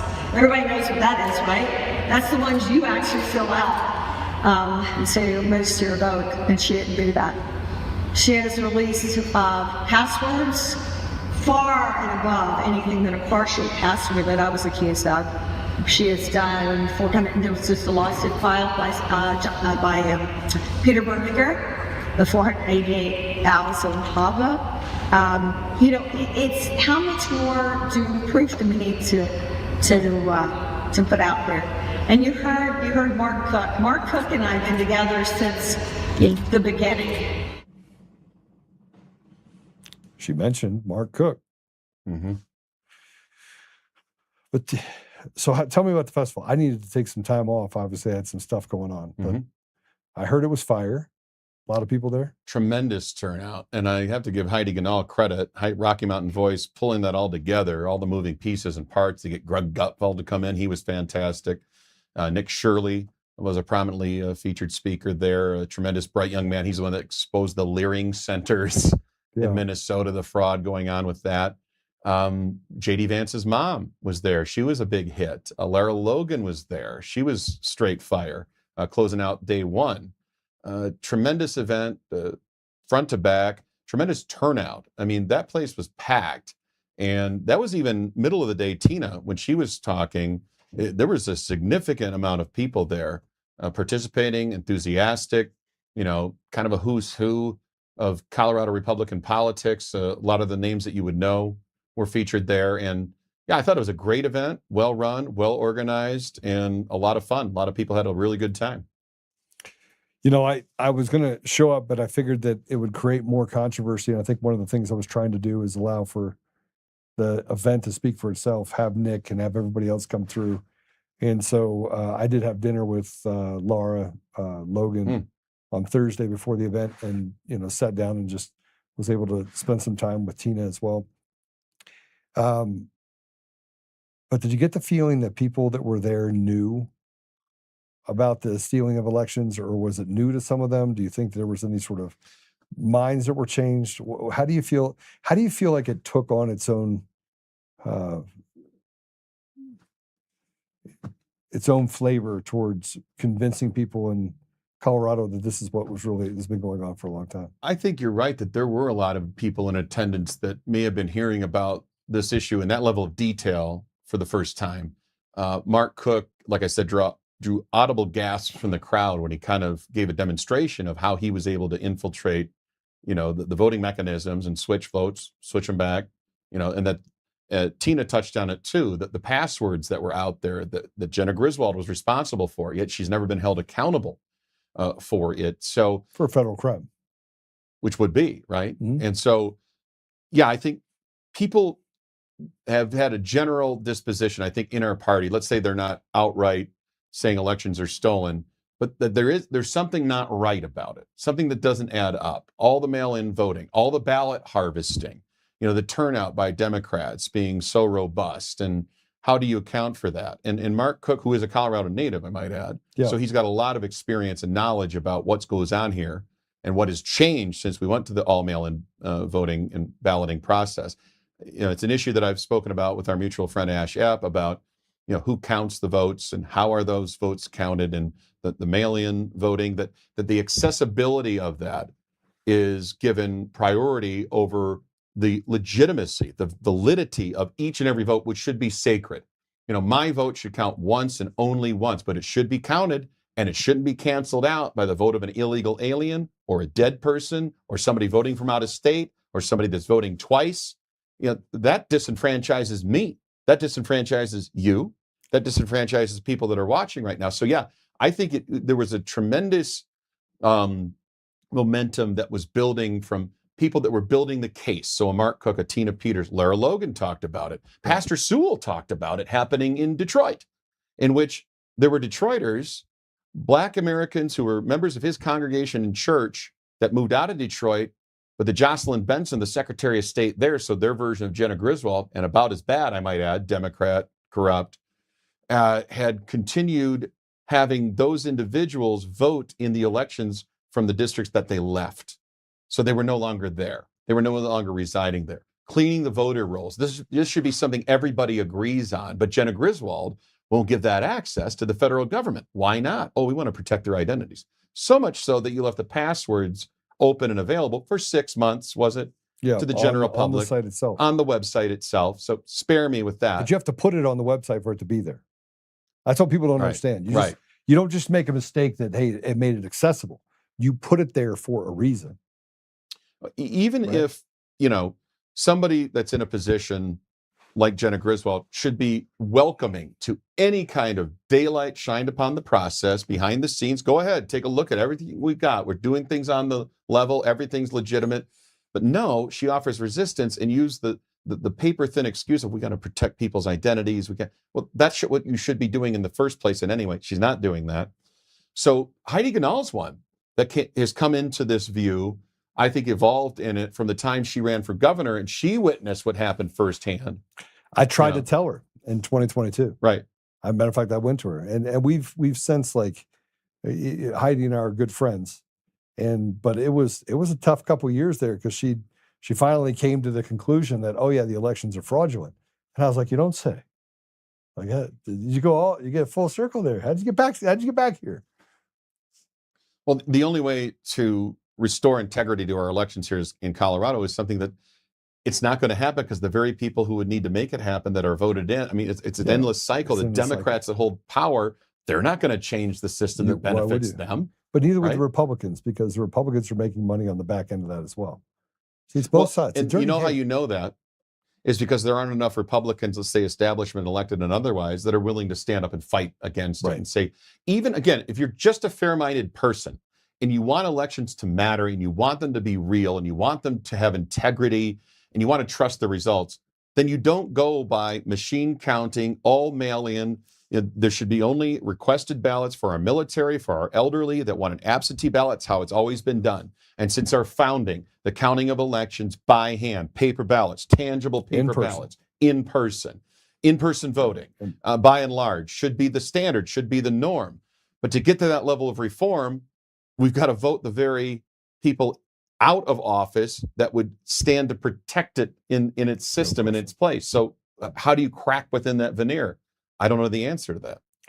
So I want to say that you said that I'm disenfranchised. I would take it a step further. I would say they're taking something that never was theirs to take, and that is institutional slavery. When you steal elections, that means you're subverting the will of the people.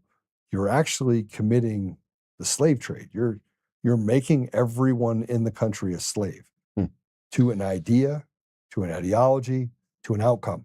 Let's go to Georgia for a second, too. Remember there was the big scandal, Yes. the controversy during the 2020 election. If you watched 2,000 Mules and Dinesh D'Souza, he was on my radio show several times talking about this. There was a water main break. And then Yeah. you see the video Totally. of these ballots being wagoned in. Where did those come from? What's going on there? The camera that captured that. But Governor Brian Kemp, some people criticize him, but he got across the finish line a voter reform act that was called Jim Crow 2.0 by Joe Biden in Atlanta, decrying it as racist, ironically, because of what you just spoke about, enslaving a people whose votes do not matter or do not count. Major League Baseball took away the All-Star game from Atlanta, gave it to Coors Field here in Denver. There was a constant barrage and attack of the Republicans like Governor Kemp and others who were looking to reform the system, saying you were going to disenfranchise black people from voting. You know what happened in the subsequent election after that? This whole reform went into place, and the Democrats, Joe Biden, everybody's warning, you're going to depress black voter turnout. They had record black voter turnout. It went up. It increased. This was under the new rules of the game because they were so fearful, the Democrats, of losing the rigged game and system that they had in place in Georgia. And once they lost their clutches on that, now the truth could be revealed, and then the results spoke for themselves. And I go back and I point to as well, Joe, the aftermath of that 2020 election where Biden won, in quotes, Georgia, which I don't believe, and then the subsequent Senate elections, which put Joel Ossoff and Raphael Warnock into office, Democrats in Georgia, which leans red. And that same voting system was in place for that subsequent election, which took place in January. And I called the election. I called the election before the election. I told them how they were going to steal it. I went to Washington, presented a plan, met with Pompeo's counsel, put the model in front of them. The model was in front of them on Jan 4. The election was on Jan 5 at night. They're like, oh, that's a nice theory. I guess it's not a theory. It's what's going to happen. Like, this is literally what's going to happen. You're talking about in the Georgia Senate election. The Georgia Senate right. I go, the system's going to come down. It's going to come back up. Here's how it's going to happen. The Republicans are going to win. The system's going to come down. It's going to come back up, and Democrats are going to win. And they're going to win by half a point. And what did they do? They won by just over the available margin in order to make sure that they both could win. I mean, it is. I shouldn't have been able to predict it. The system was rigged. I predicted it down to percentages, right, and how it was going to happen. So the election systems are absolutely fraudulent. They're all fraudulent, Ryan. Every election in all 50 states are all fraudulent. What I would say is there at this point is far too much smoke out there for there not to be some fire.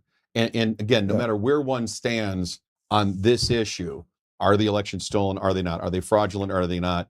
Is there integrity in our voting? Then we should all seek to have a system that we can rely upon and trust, a reform like we've seen in Florida that we talked about earlier, reform like we've seen in Georgia, which makes sure that the sanctity of the vote, which is inherent to being an American, to having your one vote, one person, one vote, and have it be counted correctly. And yes, certain people should be disenfranchised. You know who? People that are not American citizens that should not be voting in this country. Correct. People who are dead, who no longer have a vote. Centers. Leering centers. People that do not have residency in a certain state that still have their ballots sent to them, but they voted anyway. There was several cases of that, I believe, in the state of Wisconsin in that 2020 election, where people were voting from out of state or voting multiple times. You should only get to vote once and only once, exactly once. And it disenfranchises, people who are registered to vote as American citizens, no matter what race they are. So the grand irony of this all is the rigged system that the Democrats support disenfranchises the very people they're pretending to protect. And I'm talking about Black American voters in urban cities that have their voices canceled out because fraudulent votes are being counted. But it's just dog whistles, brother. It's just dog whistles. And by the way, I think we have to separate the Republican people that vote, the Democrat people from the vote, from the people in leadership that are self-centered and doing a disservice to the people on both sides. And let's take a look then at Senator John Thune right now, the majority leader. What a dirtbag. What I'm saying is, why is he soft pedaling and slow walking the Save America Act, which is fundamental, one of the integral reasons why Donald Trump won the election in 2024. People voted for him on policy, and that was front and center. And the House did its job by passing it through. The Democrats are pushing back against it. But these very establishment Republicans like John Thune are just milquetoasting their way through this, where this wouldn't happen. If the Democrats were trying to advance something, they would fight tooth and nail for it. Give Chuck Schumer credit, I guess, because he wouldn't be like, well, I don't know. I'm just going to have to half-ass my way through this. The fact that Thune lacks any kind of determination or enthusiasm for this measure that the American people, and specifically those who voted for Donald Trump, and that includes Republicans, Democrats, and independents, they want this. 80% of America supports 82%. this. Yeah. Yeah. Then why is this not top priority? But they can't get it done because the American people want it. That's why it can't get done. It can't get done. And keep in mind that the reason why Republicans and Democrats alike are in the position they're in and are the candidate or the leader that we have at the federal, state, and local level, it's because they were wanted by them.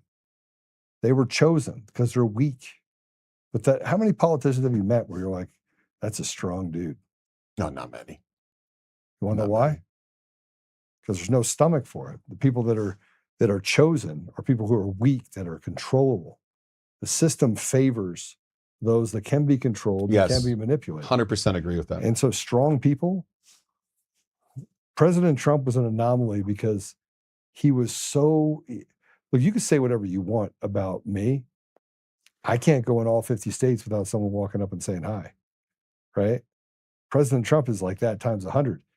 And he doesn't care. His ability to speak the truth no matter what is, now I have less zeros behind my name. True. But I speak the truth. I could care less what anybody thinks. Well, and that's the thing that you share with Donald Trump is that no one can control you. No.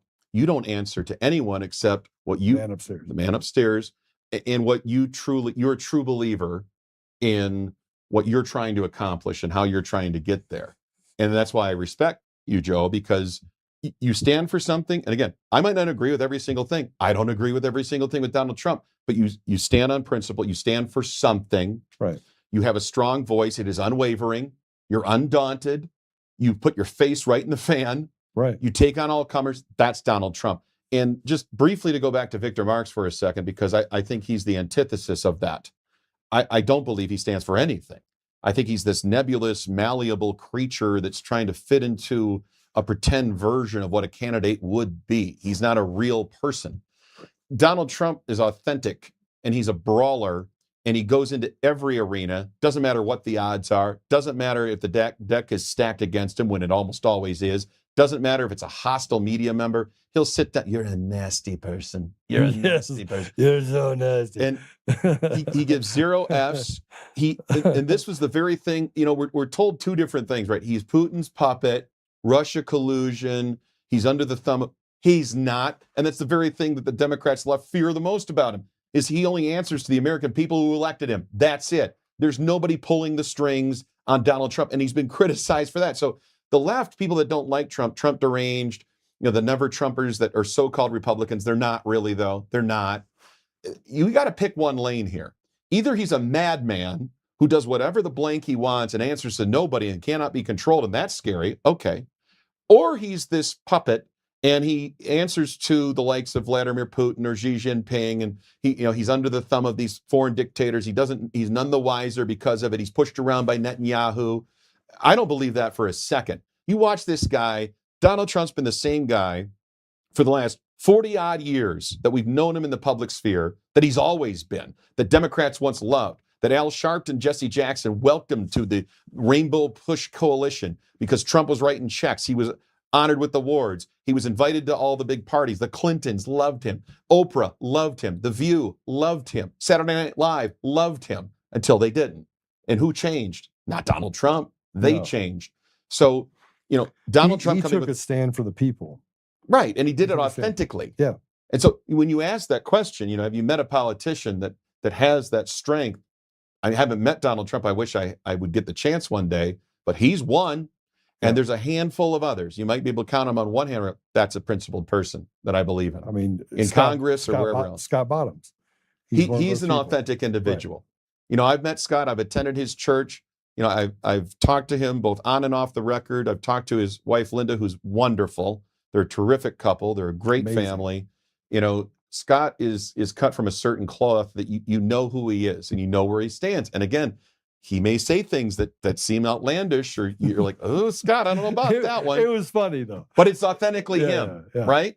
And so I respect people more like that are just going to be a typical politician and say what they think people want to hear and play to that. Who are you really? You know, and that is where I will give Scott immense credit. And he's there. He shows up. He was at the Rocky Mountain Voice Freedom Fest. He was meeting with people, talking to everybody.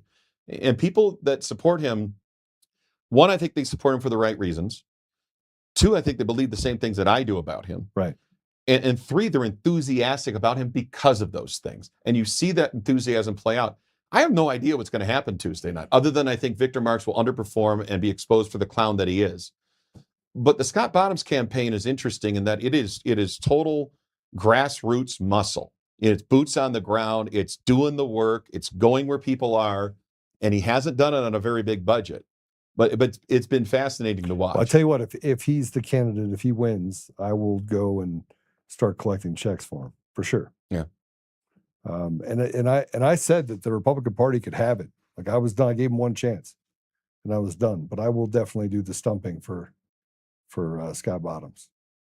How about that moment, though, in the debate where you were the topic for like 3 minutes straight, where Kyle Clark was peppering Scott about you? And he's like, well, yeah, I'd probably give him a job and I'd keep him away from the Jews. It was supposed to be funny because how do you keep a Jewish Christian away from Jews? Right? You're going to separate me from myself. I'm a self-loathing individual. But this is the thing about dog whistles and how it's created. And the ADL, the Anti-Defamation League, is just like the SPLC. They're both trash organizations. And if you talk about the LG and partisan, not even just partisan, they're radical. These are radically so. Yeah, right. Leftist, Yes. and I don't even call it leftist. They're just radically evil organizations that have done harm, have never done any good. These are not organizations that have done any good. Show me what the ADL has done that's productive, that has led to any sort of change. And I said, I'll eat my words, but you can't find it. It doesn't exist. They're chaos agents. They build lists to ostracize and put scarlet letters on people. They're truly, truly demonic organizations, right? So they're again, what the synagogue of Satan, here I go. It's biblical, bro. It's in the Bible. Well, Revelation. I asked you on my show, I'm like, okay, let's walk this through. Let's play this out, Joe. This is where I think our conversations were so fascinating because we would apply logic to it, right? So I said, okay, let's say instead of Polis, Weiser, Griswold, they were all three Christians. Would you have called it Church of Satan? You said yes.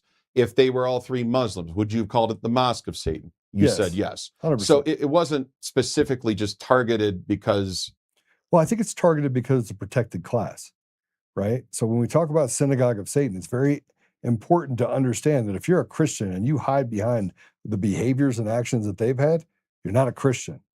Like I would take that away from you and say, you are not a Christian. You're just an evil demon.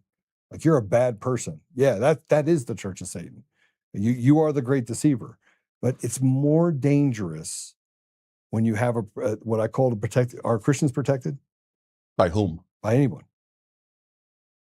Other than God. I was going to say that. But they're not protected. You're talking about politically. Or they're persecuted. The most persecuted group across the globe. Because it's cool. It's okay to criticize Catholics and Christians. And white people.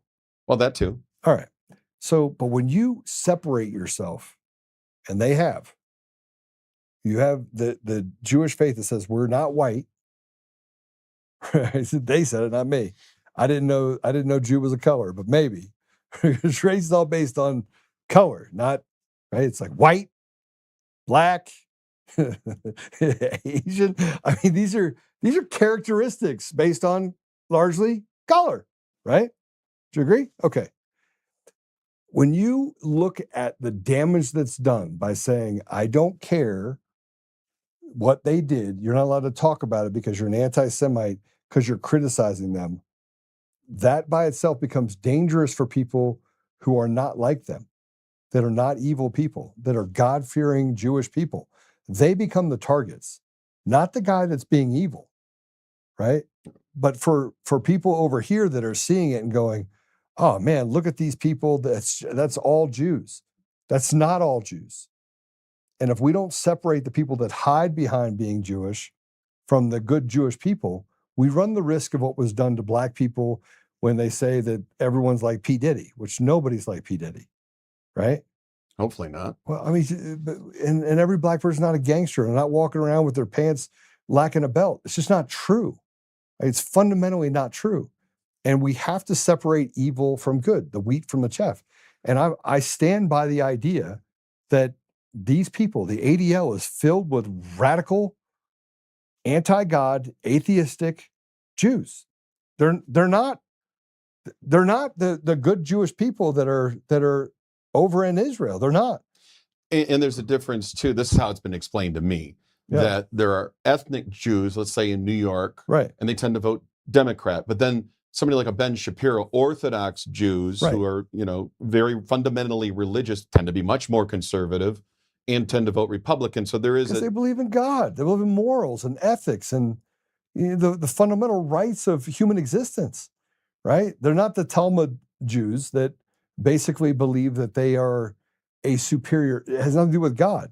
They believe that they can become gods, like Yuval Noah Harari, right? The guy that wrote the World Economic Forum that said we need to cut the population by 95%. I promise you, most white people aren't going to make the cut.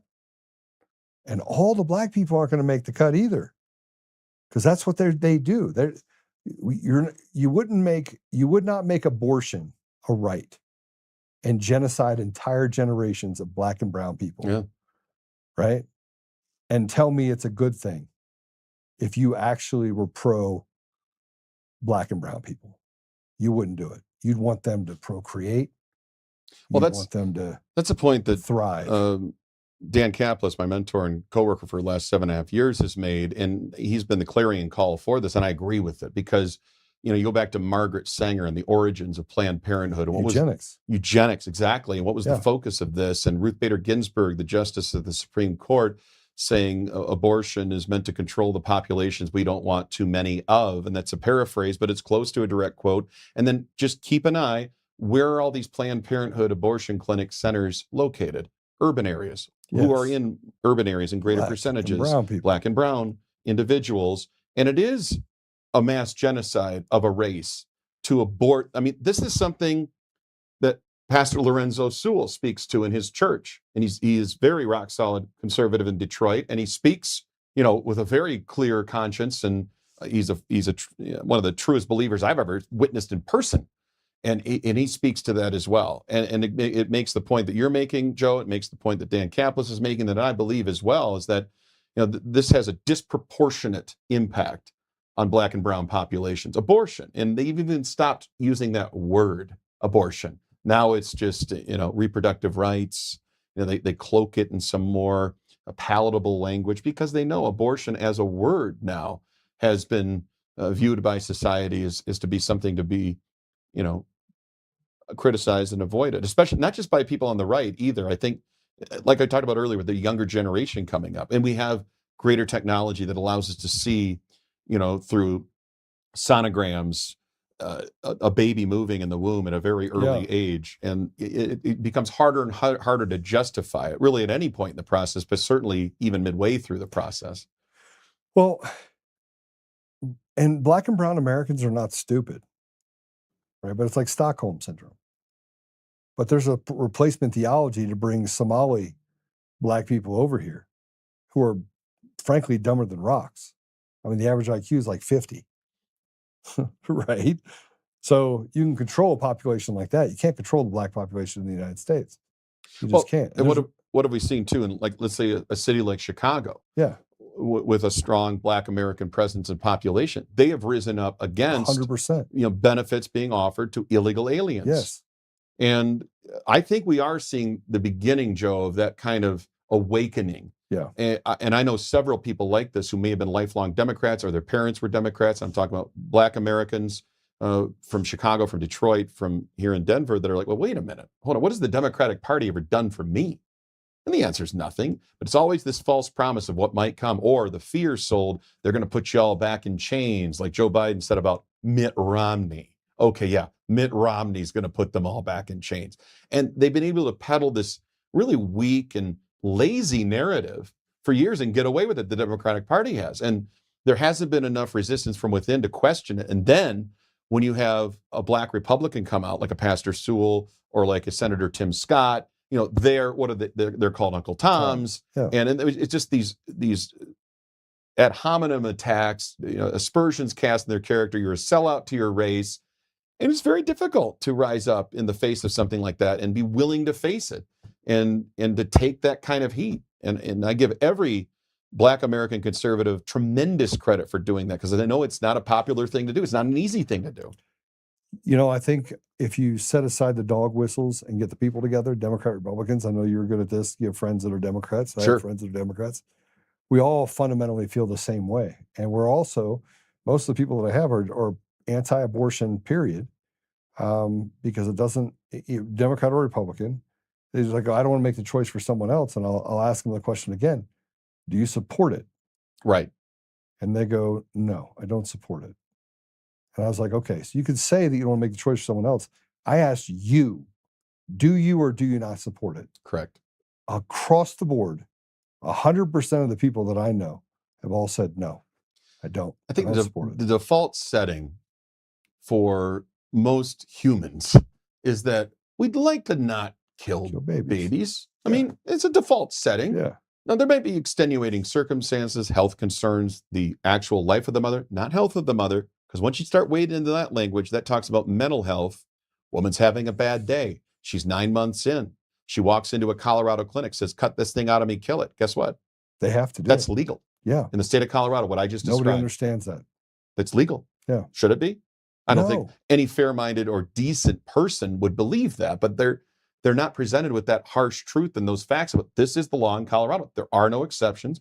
You can have an abortion at any time for any reason or no reason alone. You could have a baby that's born and they could decide to terminate the life on the table after it's been pulled. Well, and Governor Northam was caught on, Virginia was caught on video saying exactly that. And he's a doctor. Yeah. Then we'll have a conversation about, well, no, you won't. The baby just born. It's a lie. What are you talking about? Like, do you want it or not? You still have a chance. Like, I don't know. I don't think anybody's really comfortable with that, Joe, in my experience. And even people who would say that they're pro-choice, fundamentally, when I ask this question, I go, wouldn't we agree that we'd like to have as few of abortions as possible? Like, you're not like pro-abortion. Like, yeah, there are people like this that are radically extreme, that they shout their abortions. You've seen these rallies. They shout like the names of their abortions, the number of abortions they've had. They're proud of it. I'm like, that's a little creepy, weird, and disgusting that you'd be proud of it. Now, it might happen and you regret it, and it's a sad thing. And I've talked to many women, by the way, that have been in that category. They have the abortion and they regret it for the rest of their lives. It affects them for the rest of their lives. It is a psychological wound that never heals. And when you frame it in a certain way, like, shouldn't we do everything possible to prevent as many abortions as we can? And the answer, even from Democrats, well, yeah, okay, I can see it. That yes, of course, yeah. We don't want to go wantonly killing babies and using abortion as a method of birth control. I would think, and that's been my experience, that most fair-minded people agree on that point. I think women and men have huge regrets on abortion. I know that I paid for one, and it has affected me my entire life. So there's, I say that it's not. This is why, by the way, nobody could touch me. I don't have any skeletons. But I think the single worst thing I ever did in my life was, at a convenience, pay for an abortion. Right? And a different choice could have been made. That's a hard reality. That's a harsh reality. That it haunts me a little bit. A lot of it, actually. Yeah, I can imagine. I mean, it's a decision that once made cannot be undone. No. And so you're left to deal with the aftermath of that. You and, the woman that goes through it, and especially, in my view, the woman that goes through it, but not only the woman that goes through it, as you're demonstrating right here. I mean, tremendous remorse for that. I credit you for that. It's a terrible feeling, but I mean, there's a lot of people that feel like, man, if there was just another option, if there was just another, and now it's all based on finances.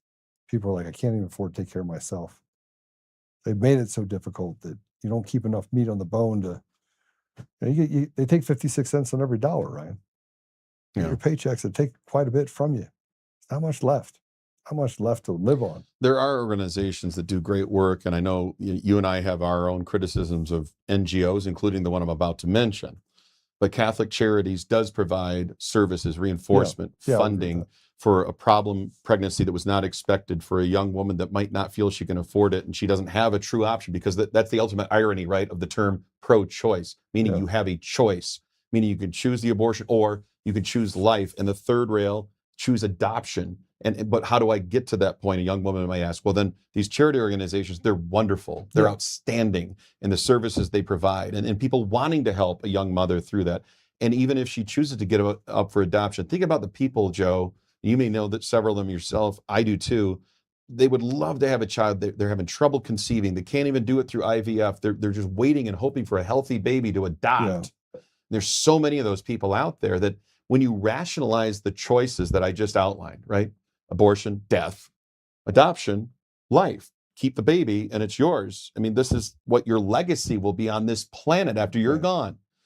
Two of those three choices are fantastic. And the other one leads to darkness. And I just don't know why when a Democrat says pro-choice, what they really mean is pro-abortion. They mean that only that choice. Yeah. And they want women to be able to abort their child at any point in pregnancy for any reason or no reason at all. And I'm sorry, I can't square that. I can't square it at all. Not at all. Not from any stamp. I can't even square that, Joe, from a logical, scientific, left brain standpoint, divorced of emotion or whatever my personal religion might be. It's like, nah, that's wrong. No, we should agree that we shouldn't be doing that.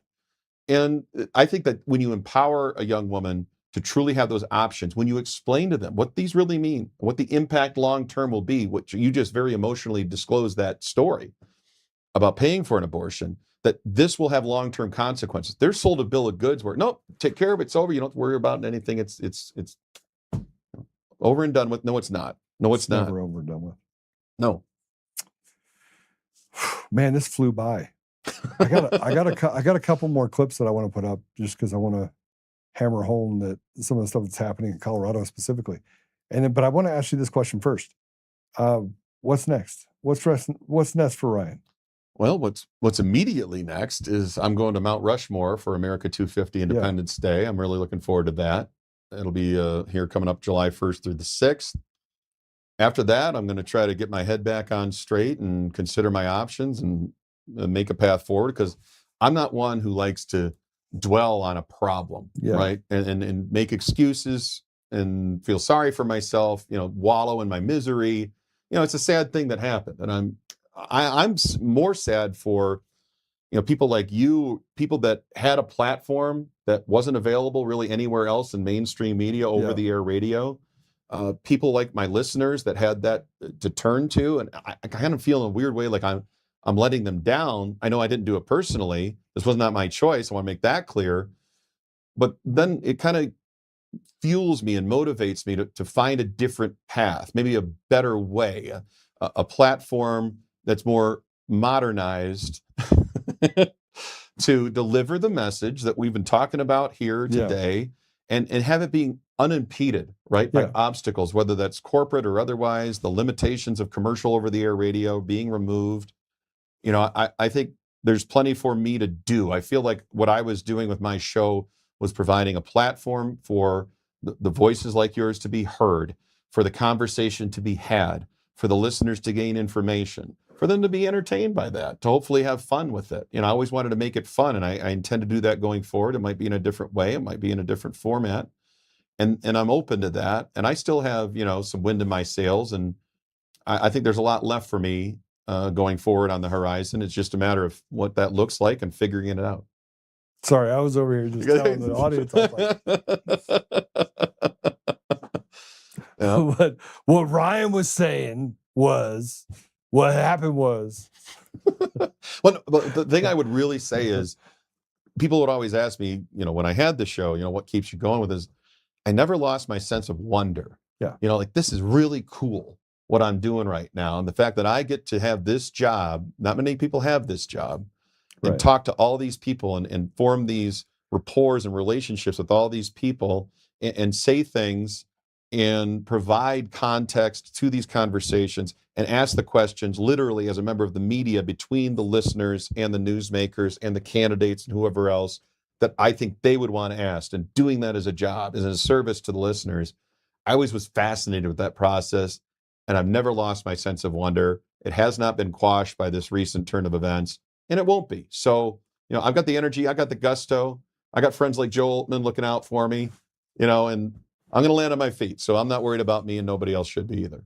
Yeah, it's going to be pretty terrific. And there are little birdies that I've talked to about things that we'd love to see Ryan do. So stay tuned for Ryan's part 2 of this as well.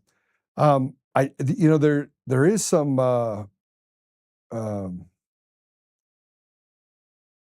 I think we can call a wrap. Actually, I want to play this cut because I haven't seen it. The Dominion Smartmatic election rigging machines systems. This just puts more, because there was a Supreme Court ruling 5-4. Amy Coney Barrett being the deciding factor that sided with the radical left. We knew that was going to happen. But let's play cut 3 real quick. Initiated by a court order, the Michigan investigation team obtained forensic access to a DS-200 tabulator, the machine that counts the votes.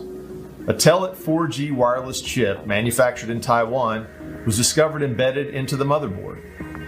The voting machine tapes clearly indicate modem engagement and transmission of election data.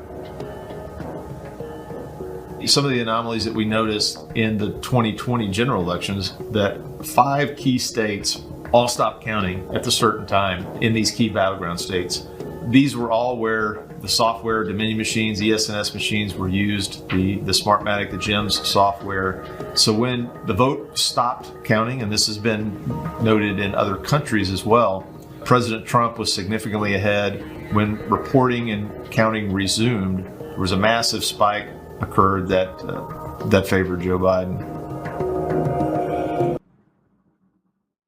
This is what they call the Edison zero, where it zeroed out, turned it off all at the same time. And this caused some pretty massive problems. And all we've been asking for is accountability, right? I mean, it's not like we're asking for much. We just want transparent elections. A couple things, and that's my home state of Michigan, by the way, that stand out to me. And there's a pattern of this, right? In 2020, you can point to a handful of states that were swing states that were anomalies like this, happened. Arizona, Maricopa County. Georgia, Fulton County, where the water main break. Michigan, they were walling out Republican poll watchers. I knew one of them personally and continued to count without them present with these placards on the walls. You saw that in 2,000 Mules. Pennsylvania changing the rules after the fact because COVID was viewed as an emergency. So they circumvented what should have been an act of their legislature and enacted all mail-in voting when they didn't have the apparatus to support that.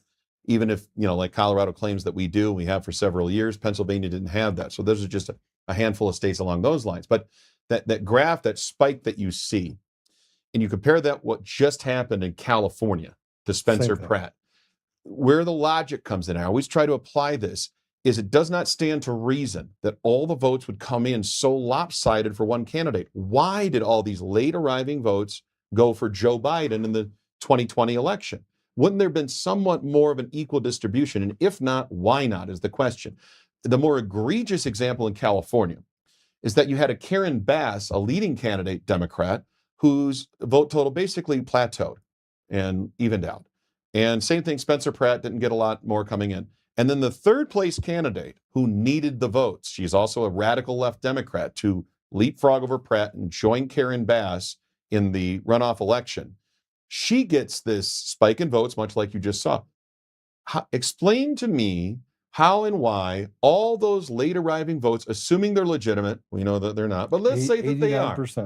Why would they come in so strong, so heavy for the one candidate that needed them the most, and not for, let's say it's a Democrat. Democrats tend to vote late, or they do it by mail, or then Karen Bass also should have gotten an increase in votes. She did not. So here's how I know that PID controllers are used, right? Or basically a fixed point outcome, right? Is because you can only change one variable at a time. You understand what I'm saying? Mm-hmm. There it is. So I'm gonna, and if you look at the mathematics behind this, Your thermostat, if your thermostat is based off a PID controller, you say you want 70 degrees. So if it goes to 69, it's going to try and push it to 70. If it goes to 71, it's going to try and push it to 70. So you have this up and down that happen when you set it at 70. It's going to turn, let's say you're turning the air on. At 70 degrees, it's going to have the air on. And when it gets to 69, it's going to shut off. It's going to push it back to 70. When it gets to 71, it's going to turn back on. Yep. So you have this happen, right? Normalized. Well, when you have this happen, you've instituted a different variable. So in other words, you can't just say, okay, let's now do the math to create 70 and 71 degrees for Karen Bass, but we also have to do it for Ramon, right? Right. And we need Spencer Pratt to just stay still, right? Or to maintain, give him 1 or 2 votes.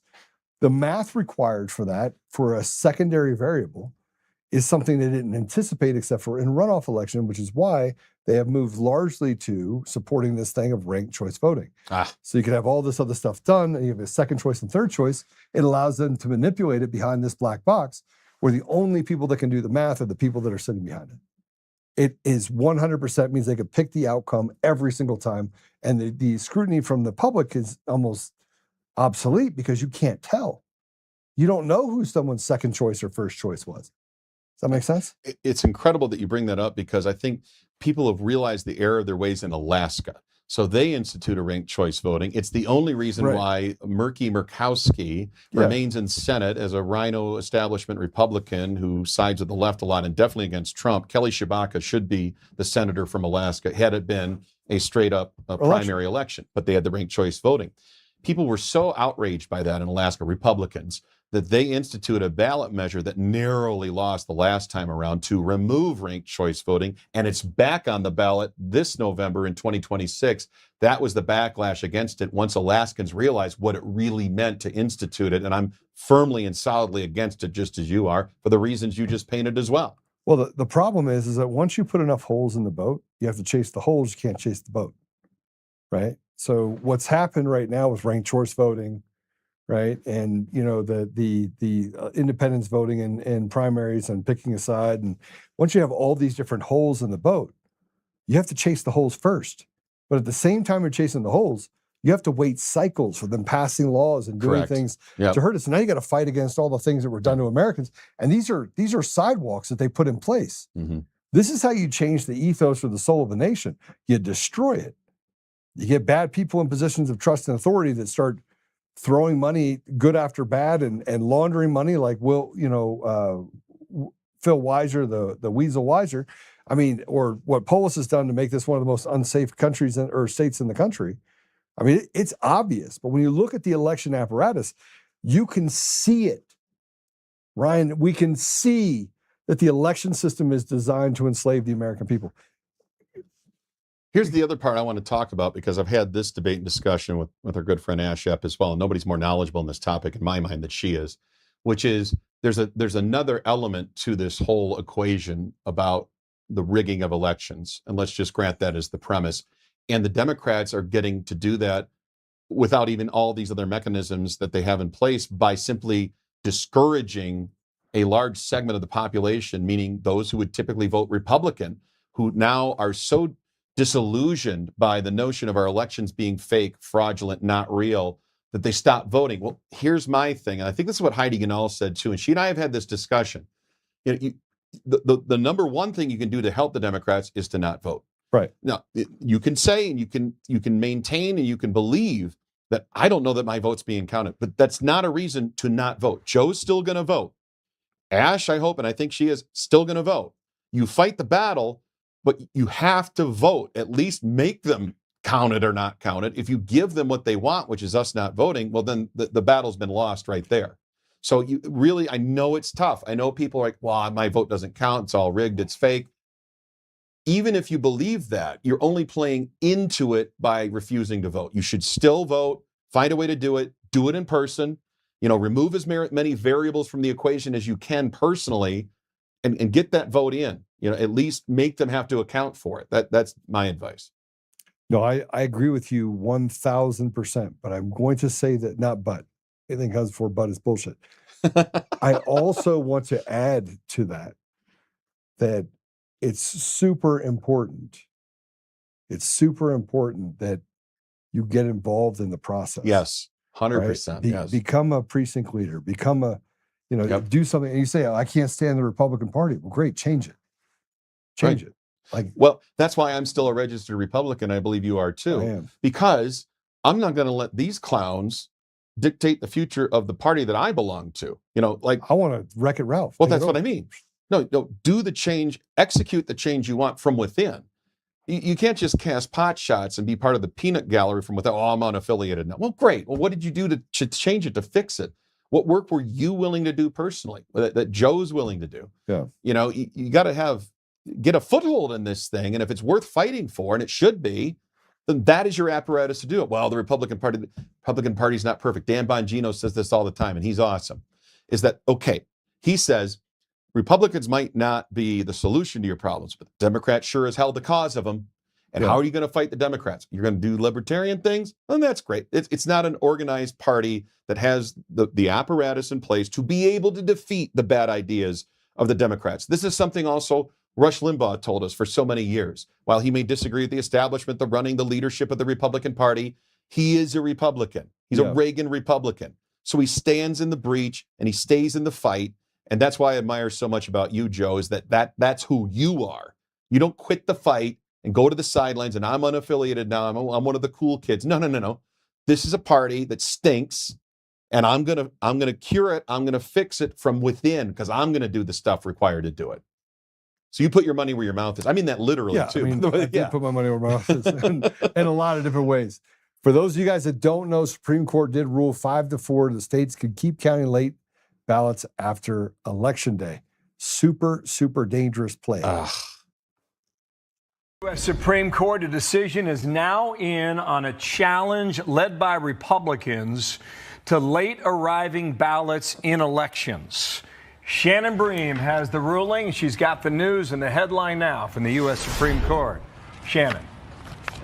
All right, guys, this is not a win for Republicans who were challenging this. Mississippi has a state law which allows ballots to be counted, mail-in ballots after Election Day. If they come in, they're postmarked and meet the state requirements. But it is a 5-4 loss for Republicans, and an interesting cobbling together of who wrote on this. Justice Barrett wrote the opinion. Justice Roberts joined her along with Justices Sotomayor, Kagan, and Jackson. So those five stuck together on this. The dissent comes from Justice Alito. Thomas Gorsuch and Kavanaugh join him. And essentially what the majority said is that these federal statutes setting Election Day don't prescribe, or they don't stand in conflict with states that want to say, okay, we have a procedure to count ballots after Election Day. Justice Alito, writing for the dissent, says today's decision is inconsistent with the terms of the Election Day statutes, contemporary election law principles, 2 centuries of historical practice, and the case law on the question presented. So if you're a state out there that counts ballots after Election Day based on your state law, that state law will stand. We wait on more opinions now, guys. More to come. What is Democratic? How about that? What a disappointment Amy Coney Barrett's been, huh? I mean, Roberts, we've gotten used to that, right? So George W. Bush went 1 for 2. Alito's awesome. And Roberts, who was, deemed to be the successor to William Rehnquist as Chief Justice, has been an unmitigated disaster in that role. And it's really, this is another part of the frustration for me. Even Ronald Reagan, got it wrong. Sandra Day O'Connor, historic first woman justice, she veered toward the middle. He nailed it with Antonin Scalia, probably the finest Supreme Court justice we've ever had. A legend. Died suspiciously. Yeah, and suddenly heart failure. But then Robert Bork, remember, was a nominee, but Reagan had to revert to Anthony Kennedy, a more moderate pick, to get him through, and he was a problematic justice on the Supreme Court as well. The Republican presidents have not gotten it right. Herbert Walker Bush, another example, maybe even a worse pick than Justice Roberts has been. David Souter went full-fledged to the left, the hard left, had been recommended by John Sununu, who is this, Granite Terrible State, guy. New Hampshire, recommended. It was abysmal, but at least we got Justice Clarence Thomas out of Herbert Walker Bush. Then I mentioned W. He gets it right with Alito, wrong with Roberts. Now we get to the Trump nominees. And it's never been, since those presidents I just mentioned, where a Republican president nails it, knocks it out of the park with every pick. Now, Trump got 3. Gorsuch, Kavanaugh, Amy Coney Barrett. any one of those three has had some wobble in him or her in some of these decisions. Gorsuch, I think, the least. Kavanaugh in the middle. Barrett's been just, this is extremely disappointing. This angers me, what just happened there. I mean, we could have actually at least solidified the fact that we have same-day voting, which is possible because we do it in states. And the fact that they allow these free passes, let me break it down this way, too. I'm so passionate about this. You have a right as an American to vote. You also have a responsibility to vote, to seek out, where is my precinct? Where do I vote? How do I vote? When do I have to vote by? That you have to follow the rules. You have a responsibility as a voter to do it correctly, to do it on time. It's not up to anybody else to count your vote if you got it in late. That's on you. That's like you didn't study for the test. And it just bothers me. Oh, we're disenfranchising. No, learn the rules of the game and cast the vote the way you're supposed to, and everything's going to be fine. But you have to take responsibility for your actions. Well, and I think that if we pass the SAVE Act, it eliminates 95% or 98% of the mail-in ballots, which really eliminates this problem altogether. Oh, it's a game changer in a lot of ways. So pass the SAVE Act and get us in a position where you have to be in-person, paper ballot, use your ID, and they're counted at the precinct because level. Now we're open this whole can of worms and issues with the mail. Does it have the right postmark? Can we backdate the postmark? It doesn't have any postmark. Well, no, we got to count it in the interest of fairness and access. And well, we can't afford to disenfranchise even one voter. But if you don't follow the rules, then I'm sorry, you don't deserve to have your vote counted. You really don't. It should be easy to vote, but hard to cheat. Yes. That's what Brian Kemp said in advocating for the Georgia law we talked about. And I agree with that 100%. It is easy to vote if you take the initiative. And if you're a voter, you should want to take the initiative. Correct. To show that interest in our civic duty, in performing that. And it's up to you. This is where, my biology teacher always told me that you pack your own chute. You're responsible for you. This victim mentality of, I don't know, and everybody's got to do this for me, and I don't know, miss me with that. If your vote's important enough to you for it to be counted, then you have to deliver the goods. You have to be the one to advocate for yourself. No different than if you go into the doctor's office and you're relying on a diagnosis or prescription. You have to be your own best health advocate. And you've got to put your own mask on the airplane before assisting others. They tell you to do that. In the it sickens me, Joe, that we've gotten away from the rugged individualism that has made this country great, for which, we do pull ourselves up by our own bootstraps. We don't rely on other people necessarily to bail us out of trouble. You are your own best advocate. That's across the board, and that applies to voting. And it drives me nuts that we feel we got to bend over backwards to count the votes of people that didn't bother to take the time to do it the right way. 1,000 from his lips to my ears to your ears. That's like putting a stamp on it. A couple of things that happened this weekend, just so we can run through it really quick, because I want to make sure you get some local and some national media on stuff that's certainly going to confuse you. We had the Denver Pride Parade in Colorado here this weekend. Play it. Hey, this is Cassandra with FRSO. Happy Pride. Palestine will be free. Oh, jeez. From the sea to the river. That's wrong. It's river to the sea. Palestine will live forever. Palestine will live forever. Palestine will live forever.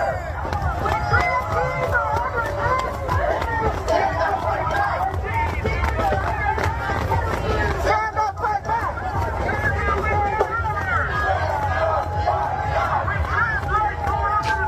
Who applies the Intifada? Do you know the irony of that cut? Oh my God. I mean, Queers for Palestine. Just so you know, if there's a building in Palestine that hasn't been blown up, but before that, if you were gay, you pack your own parachute. Yeah. It wasn't long enough to have a parachute. If you're lucky, the only thing they do is throw you off the top of a building. There's torture involved. Yeah. I mean, I know you're not a big fan of his, but Benjamin Netanyahu said it's like chickens for KFC. It really is.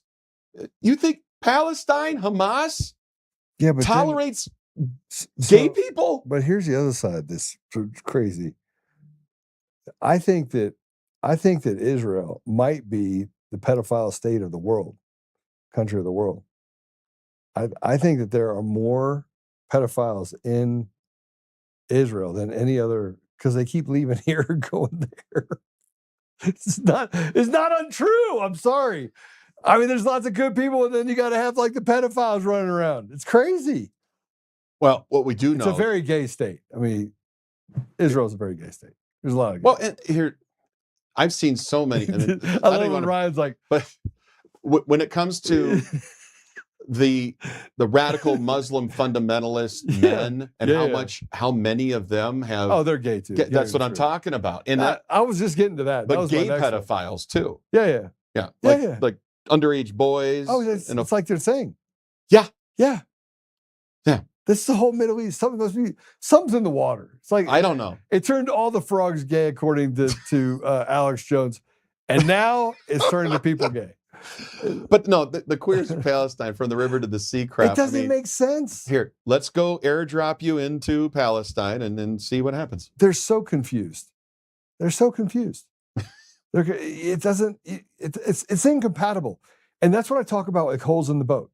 When you have that many holes in the boat, Ryan, you don't even know which hole to plug first. Like, no, they do. They know. I knew you were going to go there, and I want to stay away from that one. This is what's happening in your hometown of Dearborn, Michigan. Oh no, they just went full Islam. Never play it.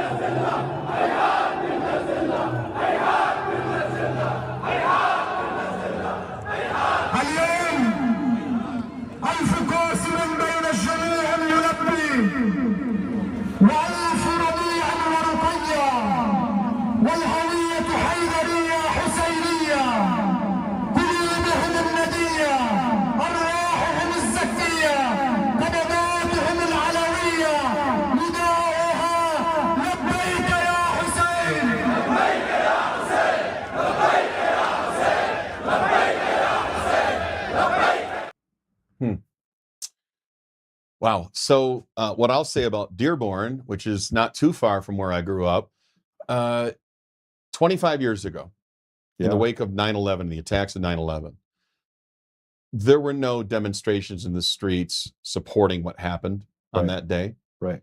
Dearborn was a much different place, and it was the highest concentrated population of Muslims in America. By percentage of population is Dearborn, Michigan. And I'm telling you, having lived through it and remembering that time, there was not this fervent anti-American. These were a lot of. Did you see an American flag? That's what I'm talking about. Largely, Dearborn had Chaldeans, which would be Christian Iraqis, people that came to this country for a reason, that wanted to be Americans, that loved this country. And we all got along. And now I watch what happens 25 years later in that same town. What you're watching there, they're marching for Sharia law. They're marching, I saw this up there on one of your graphics, that Hamtramck, and that's a very nearby city that used to be fully Polish.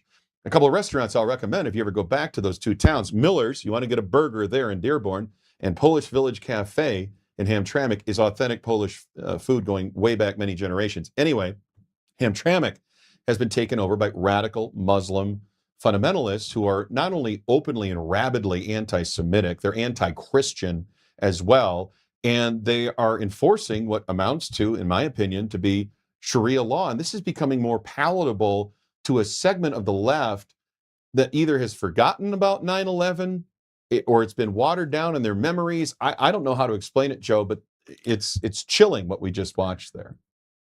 The biggest part about that in Dearborn is that those were all military-aged men.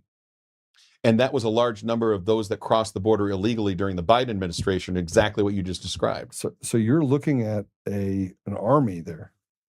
And so this takes you down to that thing that goes through your brain of, we need to have an army of people. We need to have an army of Americans. And that is not scary to me if they were all carrying American flags. Sure. And not chanting the chants of death, basically, against America. Because that's, in essence, what that was. That was a pledge to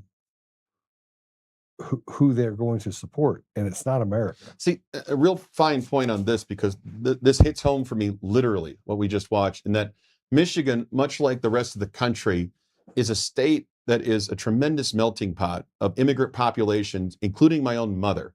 who came here when she was 2 years old, Serbian Americans, Greek Americans, Lebanese Americans. There's a lot of Lebanese immigrants in Metro Detroit, but they all came together and loved Detroit and were part of the fabric of a working class, of the auto factories, of a pride in the city, of a pride in America. And I want to make a careful distinction. There are many Arab Americans that I know back home in Michigan who are proud Americans first. They love this country, but that should be the standard.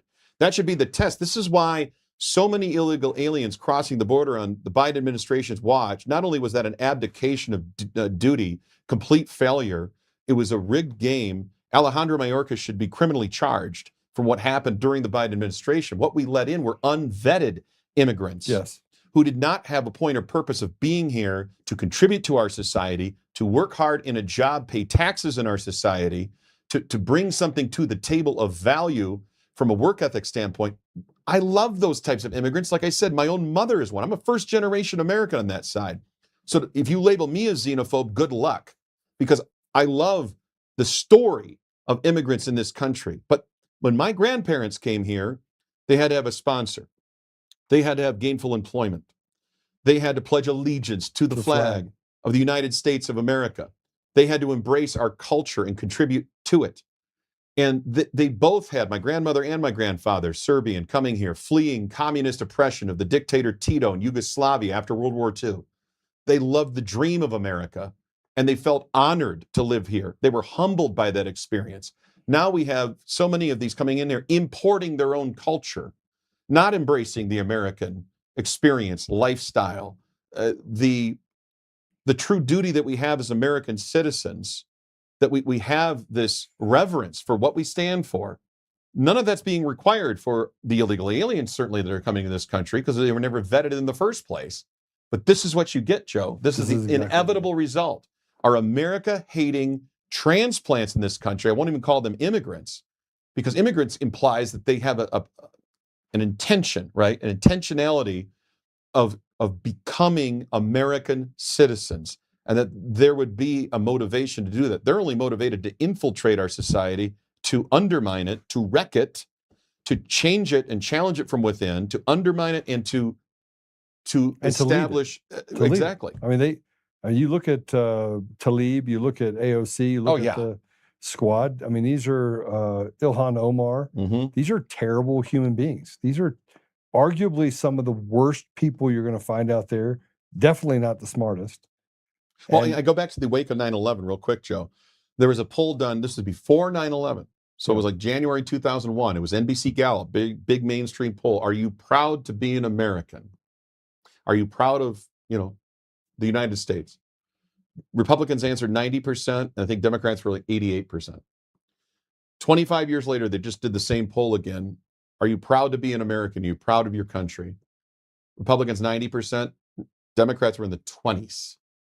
That's how much erosion has taken place, that the left has infiltrated what was at one time a mainstream Democratic Party that I believe no longer exists.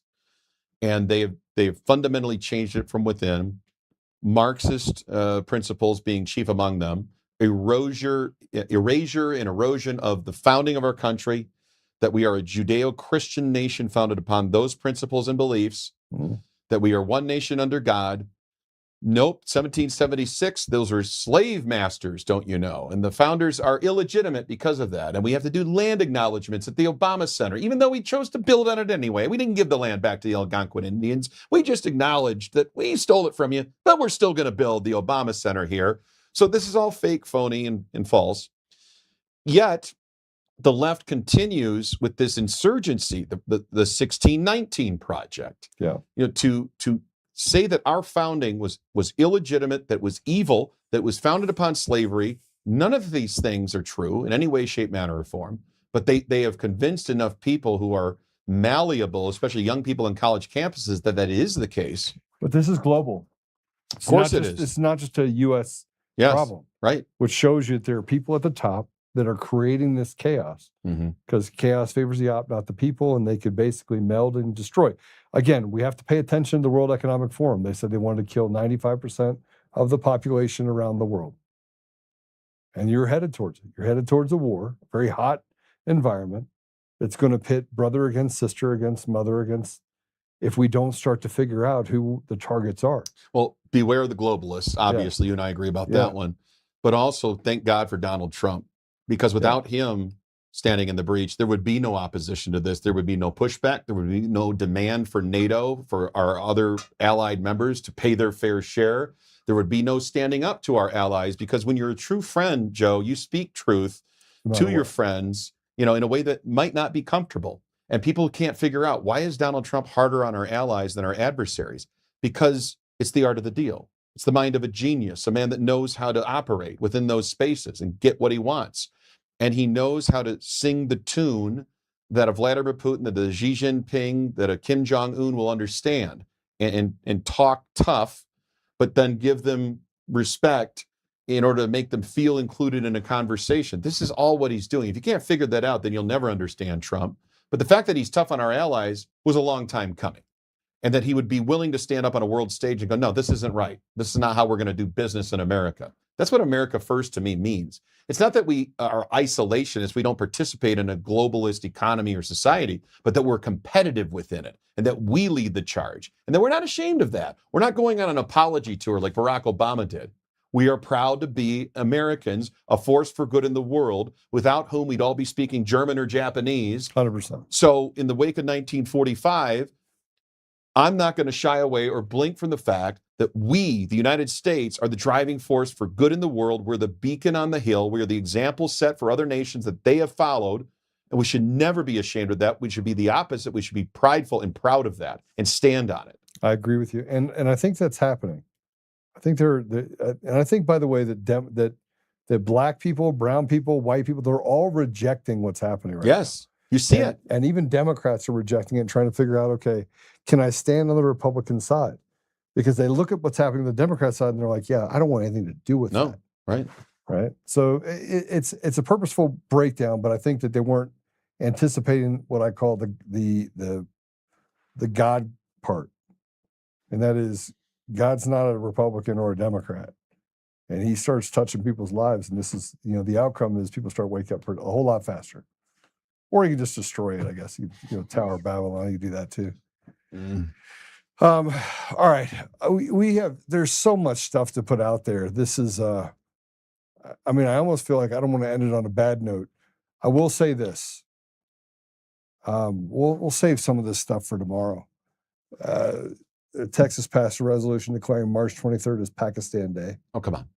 Texas? Yeah, play it. And consider H.R. 32. Members, you've heard the motion. Is there any objection? Chair is none. The rules are suspended. Following resolution, the clerk will read the resolution. H.R. 32 by Lalani recognizing Pakistan Day at the state capitol. What? Texas. True story. Yeah, so you know that, and it was done by Habibi Babuba. Who? Pakistani rep. I don't know what his name is. I just made it up. Was it just some of these like kind of, we're going to throw you a bone. Here's Pakistan Day. Enjoy. But it's a slippery slope. It's a slippery slope, and it's almost like this. Here's just to show you how bad it is. Here's I think my biggest problem is incrementalism.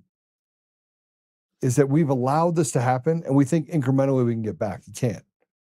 You can't incrementalism only works one way, and that's with basically the weight of resistance. Well, it's the frog in the boiling pot of water, right? Right, and incremental slowly change, and then you're overreacting, Joe. It's not a thing, and then it is a thing, and then people realize it, but it's too late. But it becomes too late in stages where you're taking on too much water, like too much is happening. Because you've let it go in so many different ways and you haven't stood and put the line in the sand and say, this is where we are, it becomes worse and worse and worse. Yeah. So I'm going to play a couple things for you. I'm going to skip over the board members. I know we're going to have Aaron back on, but this is a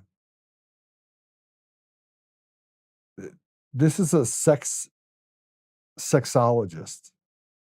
I don't even know what that is. Is that Lindsay? Is that real? Yeah. She's parked in front of a children's park in LaGrange, Illinois. Play it.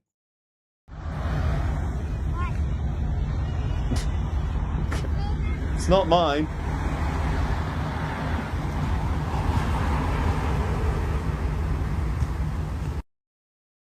The hell is that? Yeah. What? Yeah. Was it sex? Sexplanation. Sexplanation. What does yeah. that even mean? Oh boy. Yeah, I see that. This is crazy.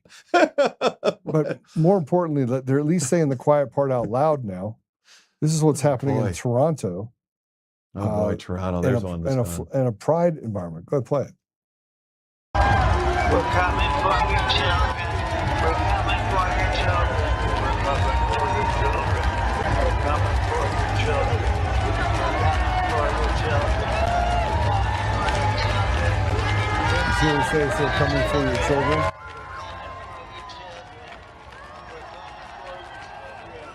It's creepy and weird and gross.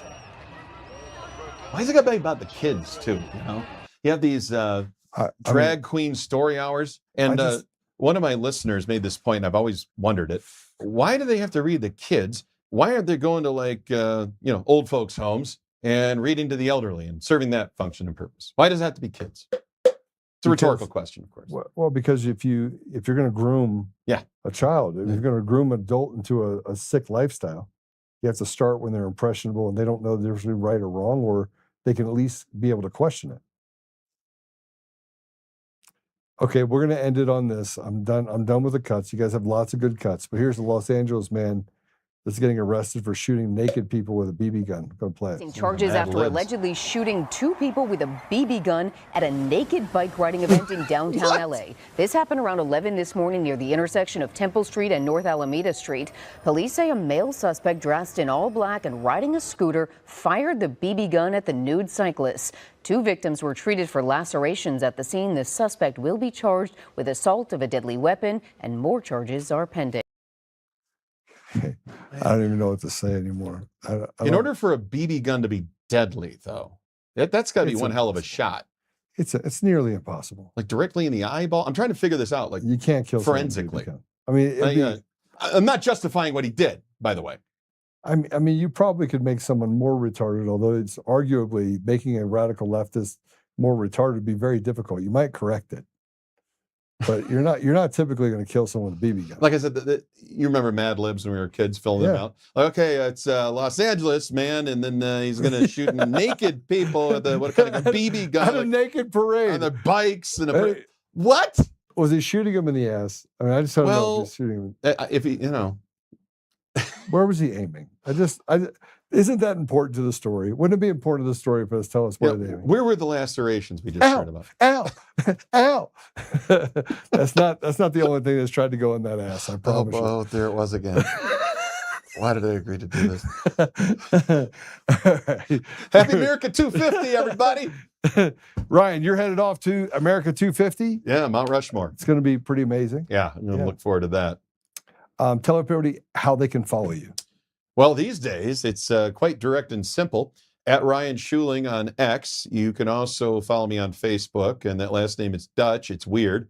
SCHUILING. And stay tuned for coming attractions. We'll see what happens next. It's going to be pretty cool. I think so. All right, there you go. So you can follow them right there. That's me. That's my face. The Temu version of TMZ. Yeah, that was Victor Marks. I wear that as a badge of honor. How in the world is that guy? How is he even? I'm going to make this prediction here, so I'm doing it before the election. We will never hear of or from him again after Tuesday night. He'll disappear into the ether. He will donate all of his funds, whatever's left, because he spent most of them, to his own charity organization, which is legal under election law. So take that one to the bank. He will. All right. Well, he will definitely take it to he'll take everyone to the bank. Oh yeah. But you just there's no appetite for him in Colorado. And then people's like, oh, I talk to people. They're like, I'm going to vote for Victor Marks. If you fell for the Marks scam, I'm sorry, you deserve it. You deserve everything you get. And you're going to be like, where did Victor go? I thought he was a hero. Well, he wasn't, and I tried to tell you. And so did Joe. I tried to tell you. I did. I did what I could. I know that. All right, listen, Apple Podcasts, Google Podcasts, Spotify, Pandora, iHeartRadio, TuneIn, and more. We are also on Roku. So you can find us there and in the Apple Store. So go over there, give us a 5-star review if you're over on the other side, and make sure to follow us. Everybody keeps asking me about Rumble. I know we have the comments up. Trust me, we got a whole big thing that we're going to be launching with locals and what's the other one? The other one that we're doing. I'm a goofy Gen Xer like you. Yeah. I don't know these things. It's a lot. So we've been asked to go on a different platform. We're going to do that. Okay. But we're exploring other options and things. Stay tuned for that. It's going to be amazing. I just wanted to hear what Ryan had to say, because I think there's some things that need to break open that don't come from Sacramento, California. On our local news talk station. So stay tuned. I'm going to go ahead and pray us out if that's okay with you. Yeah, thanks, Joe. Thanks for having me. Thanks for being on. It's great to have you. Father God, thank you for Ryan. Thank you for the impact that he's had in the state of Colorado for so long, for the last 7 years. Thank you for his tenacity, his voice, his wisdom. And Father, thank you for the people that you've put in his life and the fact that you put them in my life to talk reason and to really get to the bottom of that thing that I think is important, which is truth. Father, I ask you to bless Ryan with the ability to travel safe when he goes to Mount Rushmore, but to also lead him in his life towards the next opportunity that would serve you and to serve restoration, Father, restoring good and restoring you to our community and to our country. Father, help us as we go about our day that we may not become the very thing that we're fighting against, and that we may stand clear in the idea of truth. We ask these things humbly in Jesus' name. Amen. Amen. All right. We will see you guys later. Thanks for staying with us. And listen, here's the great part about everything we just talked about.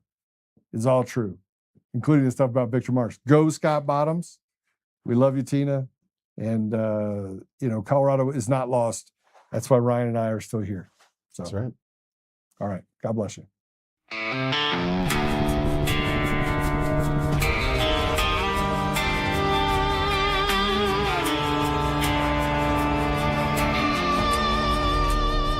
Rise up untamed in the heart of the fire where the wild ones roam. Joe Oltmann's calling, bringing truth back home. From conservative daily to this untamed fire, we shatter the silence, lifting spirits higher. No chains can hold us, no lies can prevail. Authentic and fearless on this rugged trail. Patriots gather under stars and stripes. Untamed nation, igniting the night. Untamed nation, let the truth roll out in this land of the free. Standing proud from sea to shining sea, we won't back down.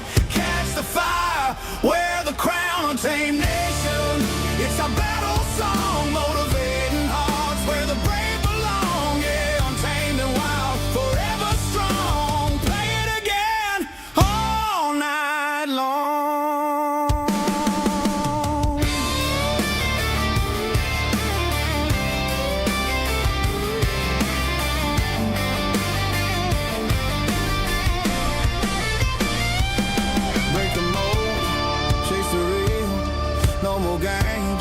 Time to heal. Joe's voice leads the untamed crew. Truth matters through and through.